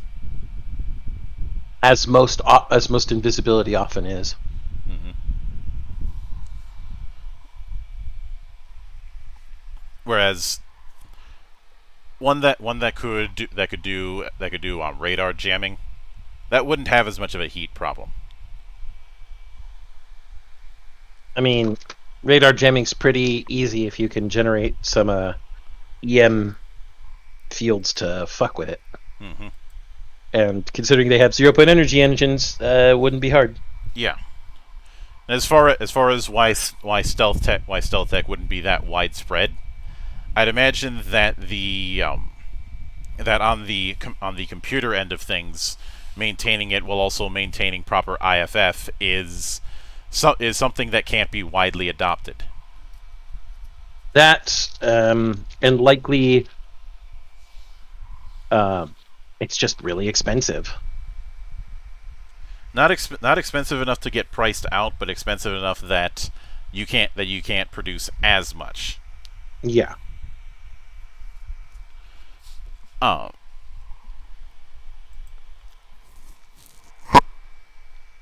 Which, at quick aside, I can't be the only one who thought the reasoning why the Federation never adopted cloaking technology is really stupid. I don't even remember why they didn't. Gene's argument was, we don't sneak around. Yeah, that is stupid. Now, I prefer the approach that people took later, that if they signed deals with the Romulans and the Klingons, that they wouldn't start any bigger shit if Starfleet left cloaking technology alone, because that's the big advantage that they have, and with the industrial base that Starfleet has, they could easily make it themselves. Of course they could, which we saw in DS9. Although, I like to imagine that he walked up to the Romulan ambassador and, quote-unquote, asked. And by asked, I meant punch him until he said yes. I can see Cisco doing that. So, then we get to the the two-handed swords that they put in, and this is where this particular graphic we've been using kind of screwed up. I'm a little upset at the second one. The second one, they just write, two-handed sword used in Scotland. It's a fucking claymore. And they later call a basket-hilted broadsword a one-handed weapon a claymore. That is not a claymore. No. And what they refer to as the spadone, I look at that and all I'm seeing is a Zweihander. Yep. I see a German Zweihander there.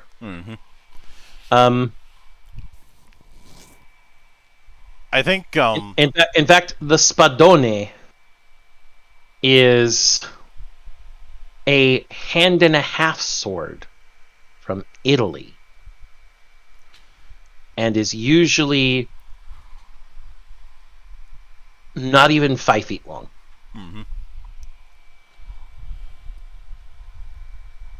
So this bigger two-handed sword that has the phalanges and everything, that definitely looks like a Zweihander. Yeah. So this graphic is not correct. So I would say the Spadone, or rather what should be the Zweihander, and the Claymore. I think there's a place for both of them, but I think it should be bombardment. Yes, absolutely. Both of these swords were all about being big, crushing, aggressive motherfuckers. So definitely bombardment classes. So it's just a matter of figuring out how to distinguish them in that class. That is a good question.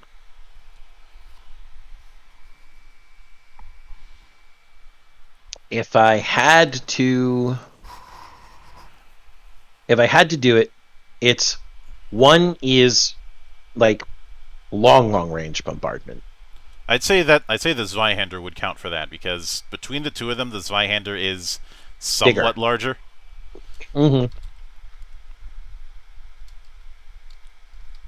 Whereas the Claymore would be a closer range bombardment used for hardened targets that Falchian troops are having problems penetrating.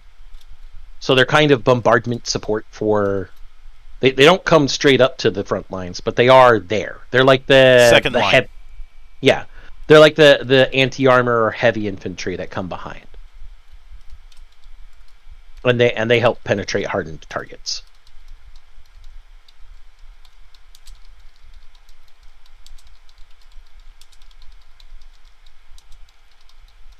Mm-hmm. Whereas the Zweihander is that guy miles away who doesn't care what he hits as long as he hits something. As long as it isn't friendly. Yeah. And is probably first off is probably glad for the targeting advancements that were first pioneered with the S-Stock. Yep. And second off, probably relies on that a unit of Zweihanders would probably rely on some sort of scouting support in order to properly mark targets.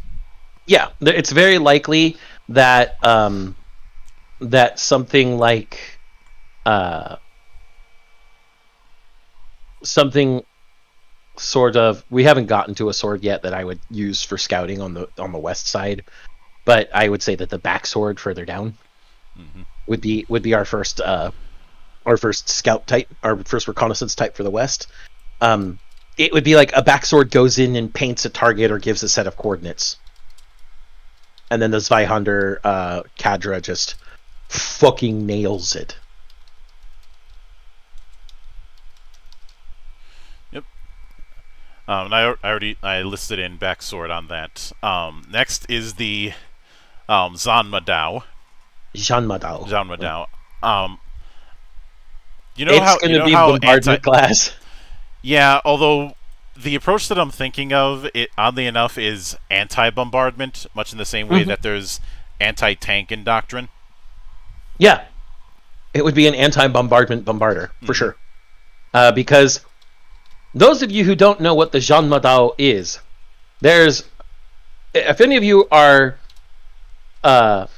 fans of Rurouni Kenshin, you will recognize it by another name, the Zanbato. Zanmadao means horse-cutting sword. It's a sword that cuts horse and rider at once. And since cavalry can be the king of the battlefield, having something to take that out can be very useful. It's the reason why the Swiss pike formation was so deadly. Yeah, this is why it's the anti-bombardment bombarders. I just read bombardment killer. We already did backsword. Yep. Then we have the rapier. I think that this should be the next long-range support, and this should be the true sniper. Whereas the S-Stock was counter-sniping, this is the sniper. And I'm mostly basing that on the fact that rapiers are meant to be very, very precise. As Monk knows all too well. Oh yes. You know, it's not like I messed around with them for a few years. So next is what they called a claymore, the basket-hilted broadsword. I don't think the hilt matters all that much. I think we can probably treat this as our broadsword. Yep, and we can treat it as an assault variant, much like how the Yuedao and the Dadao were light and heavy infantry variants. This is a light assault sister to the longsword. Yeah, not the falchion, because the longsword is elite.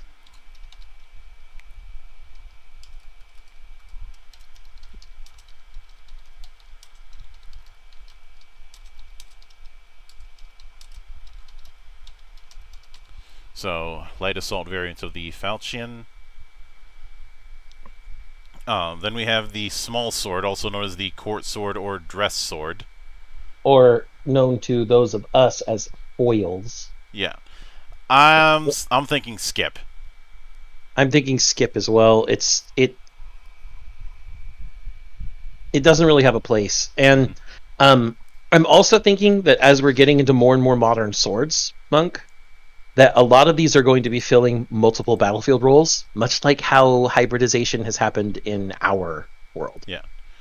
The Spadrune I would say that the Spadroon would likely be a hybrid general infantry with some semi-bombardment stuff to it. Like, not anything like the Zweihander or the Claymore or the Jean Madao. It's more like again the heavy infantry, the anti-armor infantry, the ones that come forward with your recoilless rifles that have explosives or anything of that nature. Yeah. The cavalry saver. I'm thinking cavalry would be another instance of in that same way that the Spadroon would be infantry and bombardment hybrid, or actually assault and bombardment squad hybrid. Mm-hmm. And I'm putting them in the assault category because they're in the Spadroon's case. I think it'd be mostly assault, but can lean into bombardment as necessary. Yeah, which is how most anti-armor troops work. The saber would have a similar leaning, but more special operations, in the sense that it's an assault that can harry. I can see that.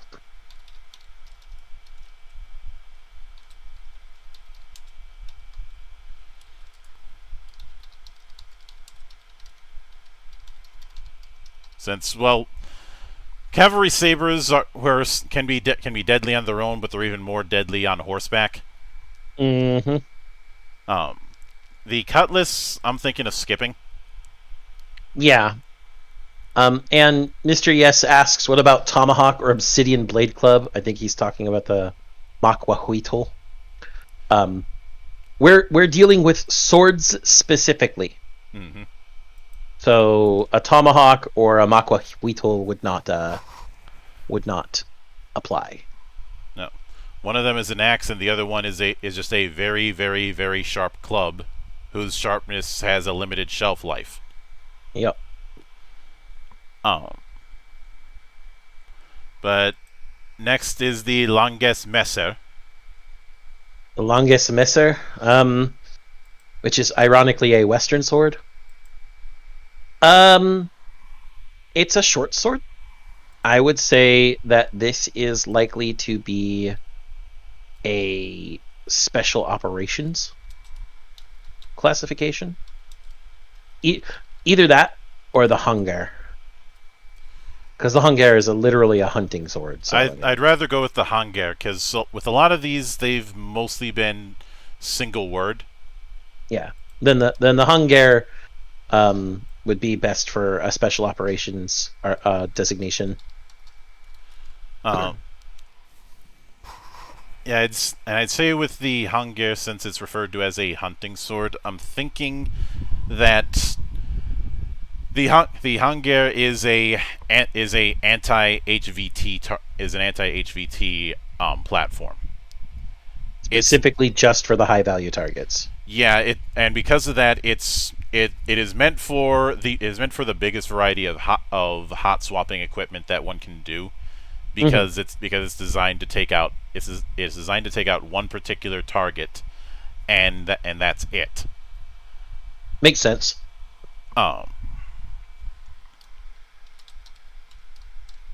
Does that mean that I'm implying that it's a battlefield assassin? Yes. There might be and because of that, there isn't one set configuration. But I'd say the most common configurations for Hungars would be anti-longsword configurations. Yeah. Probably a submachine gun variant, and then of course a long range variant. Mm-hmm. Let's see. Then we have artillery short sword. I'm thinking which we can drop. Yep. Then we have the pata, or the gauntlet sword. I'm thinking that this is a bombardment unit that is a dug-in defense. So these are units that would stay at a high priority defensive target and bombard units before they could get close enough to attack the target. Basically zone denial.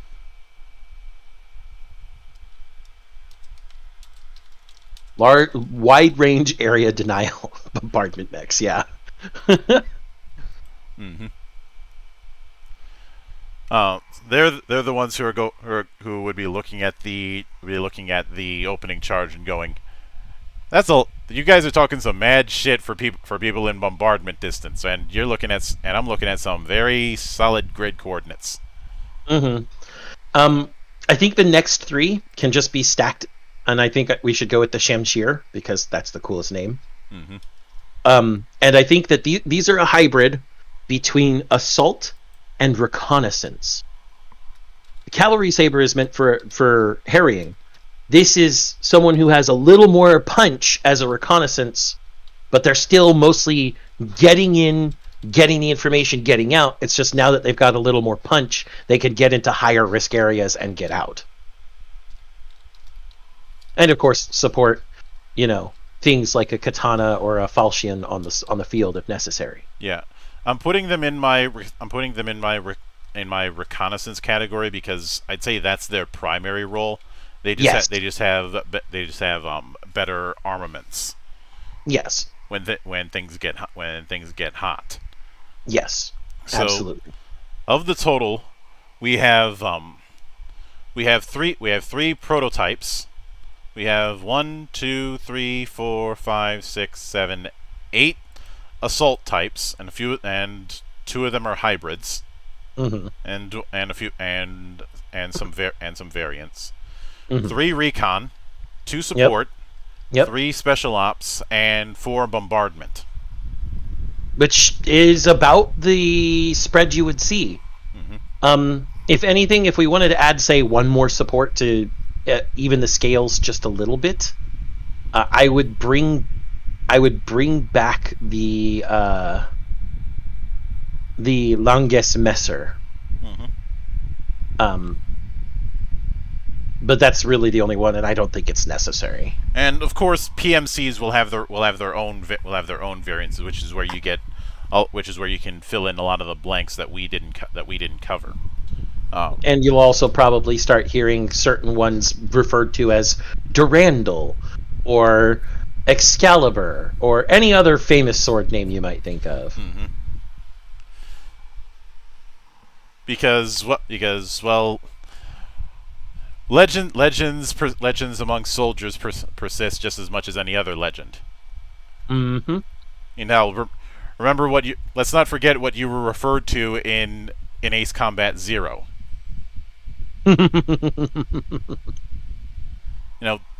For those who didn't play, and you should, Demon of the Round Table, because Ace Combat 0 decided to have this mix of Spanish-leaning music with a lot of references to King Arthur. Then, of course, we have Agnus Dei. That song is fantastic. Mm-hmm.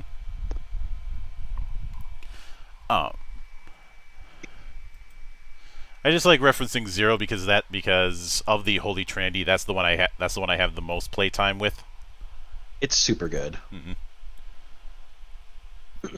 Now,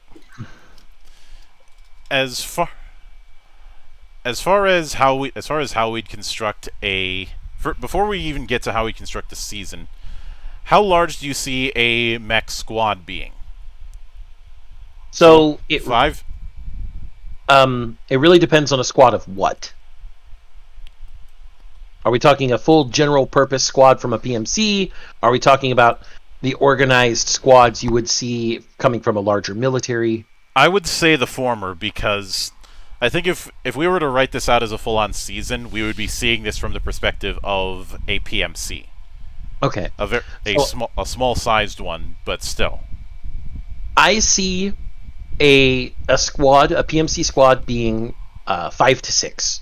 It's going to be 1 of every variant at the very least. Mm-hmm. 1 of every role. And then a 6th one is usually going to be something like, either one of the hybrids or another one to fill in another role to fill in a weakness somewhere in the party. Yeah. And you know how BattleTech has the MRPC is essentially a governing body for mercenaries? Yeah. I think in our setting, having a similar governing body for both full independent mercenaries and PMCs is appropriate. I mean, it would make sense. I would for the time being, I'm just going to call them the guild, but basically any PMC or independent mercenary tends to be registered with them because that provides them a byline between nations who would contract out their services. Why don't we call them the Armory? All right, I can go with that. Where do you get all your swords, monk? Fair point. When you're starting to get all your weapons in the middle of war, you get them all from the Armory. Mm-hmm. And of course, that's not their official name, but that's what everybody calls them, essentially. Mm-hmm. They'll have some grandfalutin name, like Organized Peacekeepers Association or something like that. Yeah. But it should be noted that the Armory is because it was created as a kind of package deal with those international treaties. The understood thing is everybody can use their services, but they are not beholden to any one government. Mm-hmm. You can hire the dudes to fight for you, but you might have them fighting against you in the next war. Of course, all the PMCs also, even though they're with the Armory, they also have the options to reject any contract they don't feel is favorable for them. But the Armory's the go-between.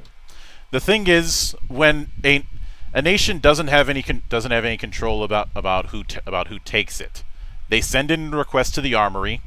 The Armory will eventually come back and say these guys have accepted the request. They'll be in say a week.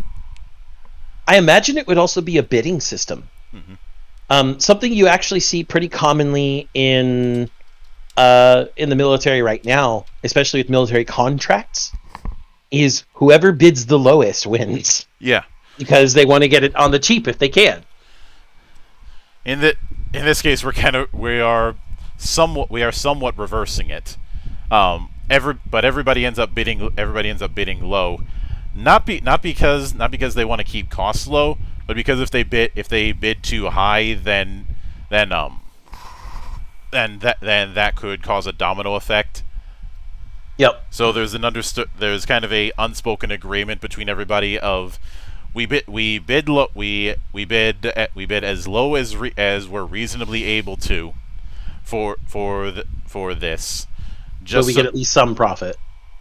So everybody gets at least some profit, and we don't end up burning everything up for one contract.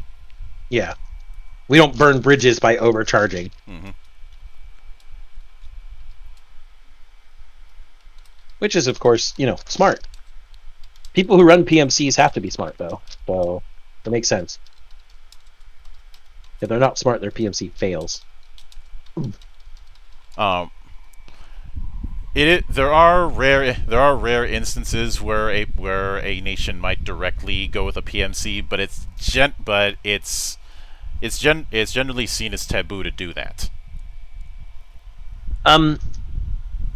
It might be a matter of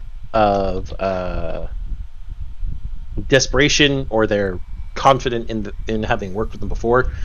They can request PMCs they've worked with by name through the Armory, but there's no guarantee. Mm-hmm. They're like, okay, we'll see if they want to bid. It would basically be like giving that particular PMC bidding priority, essentially. Yeah, and given the fact that the big reason why it would be taboo is the armory wants to maintain as even of a playing field as possible. Mm-hmm. So even though, if a country asks for a PMC by name, they get priority on the bidding, that doesn't necessarily mean that they'll be the ones to take the job. Mm-hmm. And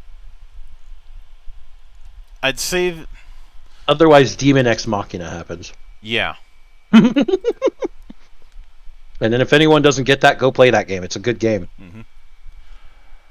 Now, with that in mind, as far like I said, I do think that the best perspective is a small up and coming PMC. Originally just a small group of friends who decided to ply their trade elsewhere and ended up getting better. Small group of war buddies. I can see that.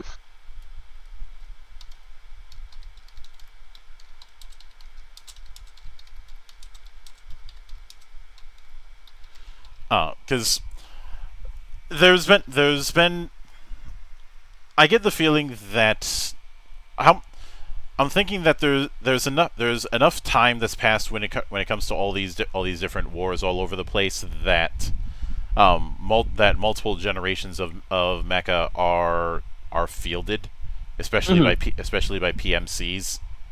Mm-hmm. I'm thinking it's been going on in one form or another for, what would you say, 150 years? Yeah, sounds about right.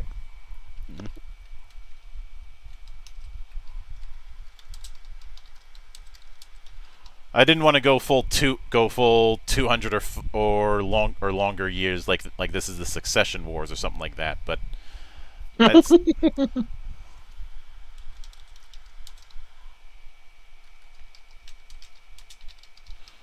the point is, PMCs don't have any shortage of work.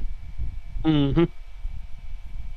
Especially since the big boys are shelling out lots of large cash for their proxy wars. Mm-hmm.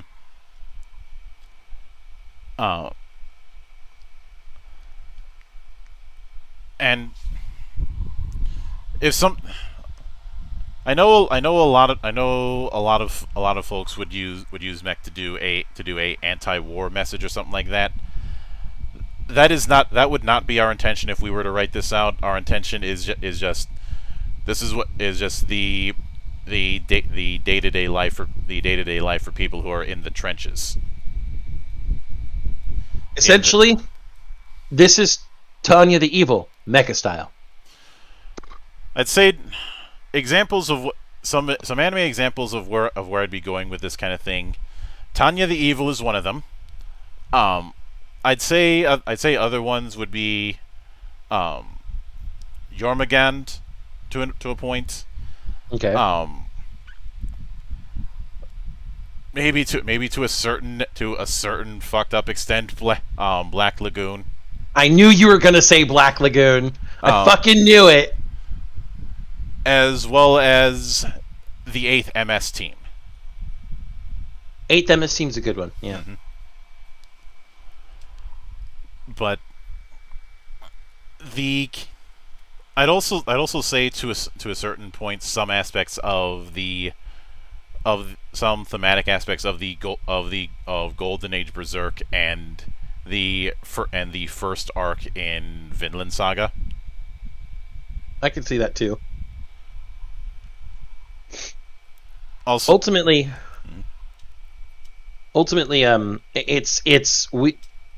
sure, there's a war going on. It's less about the war going on and more about what these people are doing inside that war. Yeah, the approach that I'm going with is that the protagonists who, until I can come up with a better name, I'm calling the Wild Bunch. They fought in not a proxy war, but a conflict between two of the smaller nations. Were on after a treaty basically ended that particular conflict. they were honorably discharged. I'm like, well, this is all we know how to do, so let's go do it somewhere else. Mm-hmm. And a lot of the jobs that they had done were borderline patrol. I foresee it that a lot of the jobs that they had done were glorified patrol work, which certainly paid, but there was a whole lot of them sitting around doing nothing. Mm-hmm. I.e., most of Paul's MP stories. I knew you were going to bring up Paul next. Just the fact that they're certainly getting paid enough to get by, but it's not exactly stimulating. Yeah, it's boring work. Mm-hmm. And then the call to action is when an old friend of theirs pings them saying, "Hey, I got a gig that might suit you guys if you're interested." Seems shady as hell, but okay. Uh, Anything's better than this dump. mm-hmm. I'd say the main reason that they take it is because of the fact that it's from one of their old friends. Allegedly. Yeah. And the shit going down is the fact that they end up biting way more than they can chew.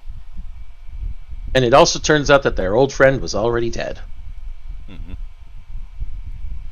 So now you've got the mystery of who killed their old buddy and how do they get themselves out of this mess, and more importantly, how do they make sure they get paid?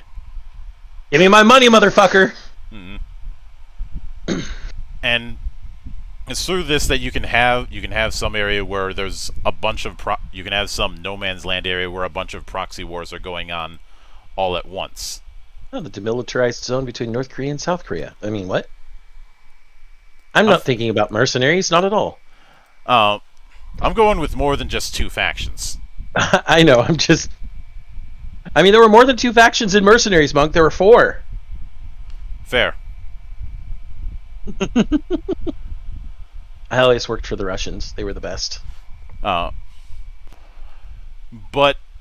the point is that because of the multiple factions in this area, you have the notion of basically a whodunit, because there's multiple people within this who have potential means, motive, and opportunity to take out their friend, and to bring them in as well. Mm-hmm. But the thing is that there's a bunch of the kind of theme that I'm going with is that there's a bunch of moving parts around them, and they're just kind of moving through them as best they can. And they don't, and they're not the most adept at handling those moving parts. Yeah, it would probably be pretty. I guess the best word here is challenging. Yes, especially considering the fact that there are some people who are helping them, and some from behind this. They know that somebody's helping them from behind the scenes, and somebody's trying to undermine them from behind the scenes. But but as far as who's who, early on they wouldn't know that. Because just having it as a simple conflict story wouldn't be all that interesting, but a conflict story mixed with intrigue, I'd say that's got more legs. Mm-hmm.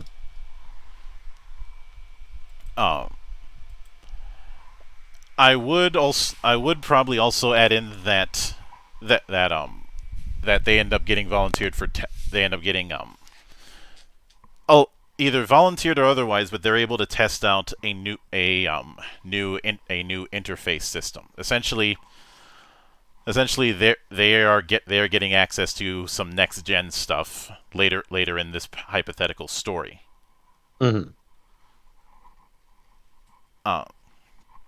And when I say next gen, I'm thinking the dividing performance line between levs and orbital frames, Which is a very large line. Mm-hmm.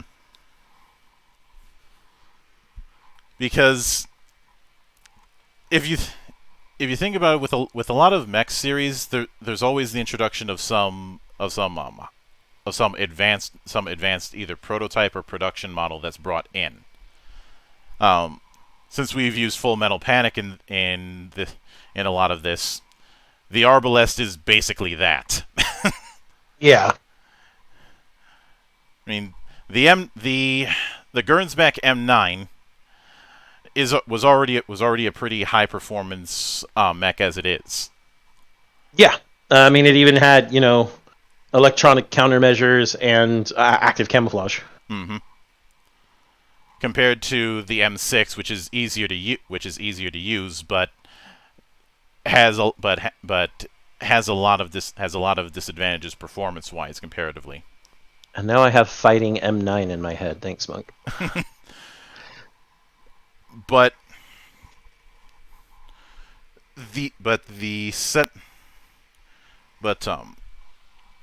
this new generation tech would probably be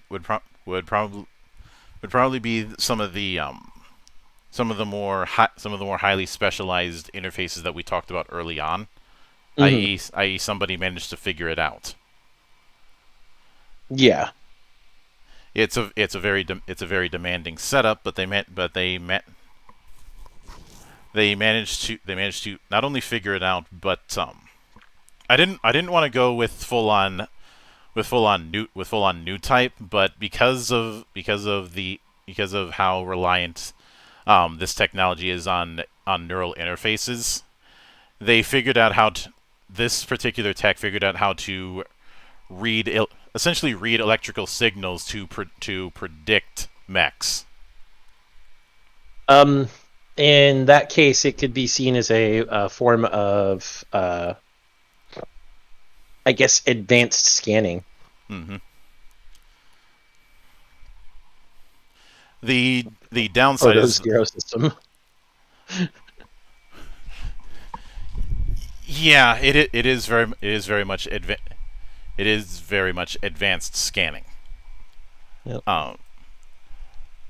But because of the fact that you'd have to manage the scanning part and the actual fighting part, that's the reason why it would be so difficult for somebody to figure out how to even use this. They'd have to condition themselves. Mm-hmm.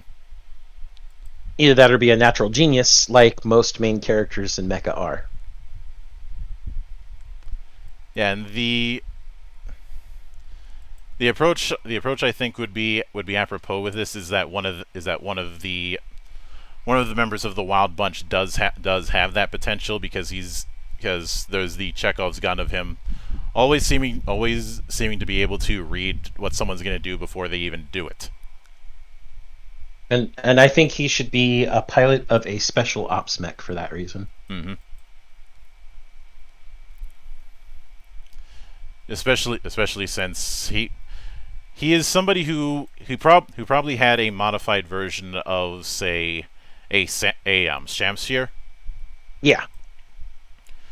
And one would think a Shamshir against, say, a Longsword or a Falchion would put him at a disadvantage, but he's still able to win because of understanding how to predict people. Yeah, I think that's fine. But now you're just describing Shine Nozen.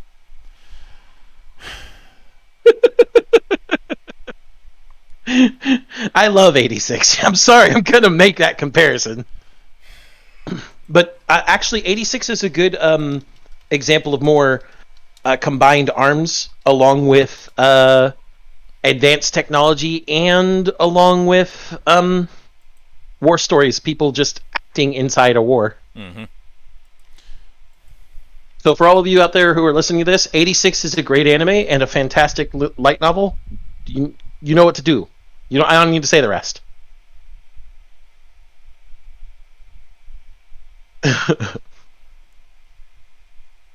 Yeah, but that I think we've covered just about everything, and I know we didn't reveal who the answer to the who done it, because that's not the point. Yeah. We're outlining what would be a thing. I will note one final thing. Even with this advance in technology, energy weapons are not really a thing. Yeah, the energy is being used as a motive force rather than as a fighting force, because, as previously stated, ZPE weapons, no. Mm-hmm. So so a lot of armaments that would be on Mecha would be souped up versions of already existing firearms. So battle rifles, SMGs, shotguns. Shotguns. Melee would still be a thing in this. I know some people go, what's the point of having melee when everybody's using firearms? I don't know. Ask general infantry and why they all carry combat knives. Mm-hmm. I know some people might say that a full on sword might be a bit much. I don't think it would be. Not for Mecha. No. For Mecha, both combat knives and combat swords would still be a thing. Mm-hmm. All depending on the situation. There probably would be some variants that would use bayonet charges. Fix bayonets.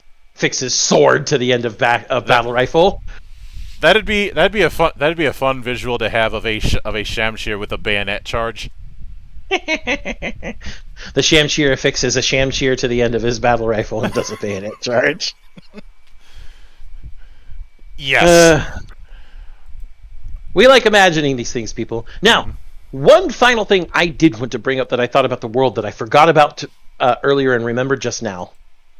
Because it is still early on in the metallurgic technology that's making the metal capable of being mechas and all these other things, I imagine that one of the biggest support units, the non-mecha support units in any army, would be a recycling unit. They would be there picking up, blown apart mechs, the spent shell casings that are the size of people, because they're coming from mecha-sized guns, etc., to recycle that metal. Essentially the salvage crew. Yeah, and I think that that would be cool for a side story in the event that this thing ever got off the ground. Follow the Junkmen. Oh wait, that's called Gundam Seed Astray. Wait, what? Well, there's always arguments about who has salvage rights. Mm-hmm. The Junkmen get in their junk mechs and fight each other for the right to salvage. Mm-hmm.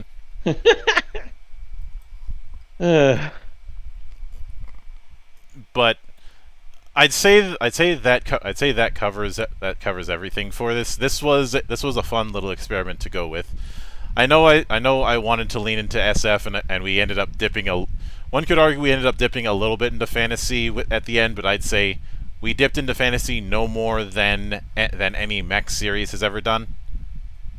We didn't dip into fantasy. We dipped into science fiction. Because that sort of hyper technology predicting the future thing was even in Gundam Wing.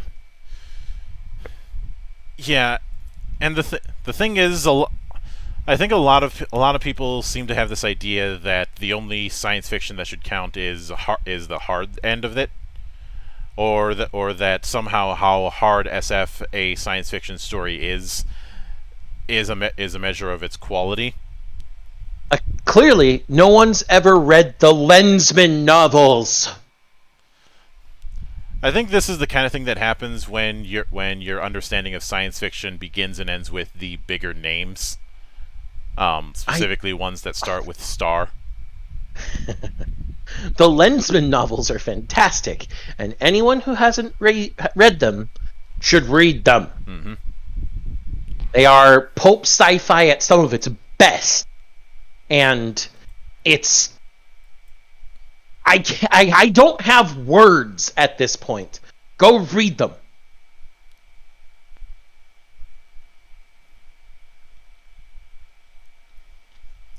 Yeah. But that will do it for this particular episode of GeekWatch. Next week, aside from the fact that I am going to be a busy monk on the 17th, we will be doing the return of the Pick 5 challenge, but this time in video game form, and we've got a few instances of it. So, as Yoshi P would say, please look forward to it. But until then, on behalf of the good brothers present and not present, my name is Mildra, I am your gaming monk, and join the watch.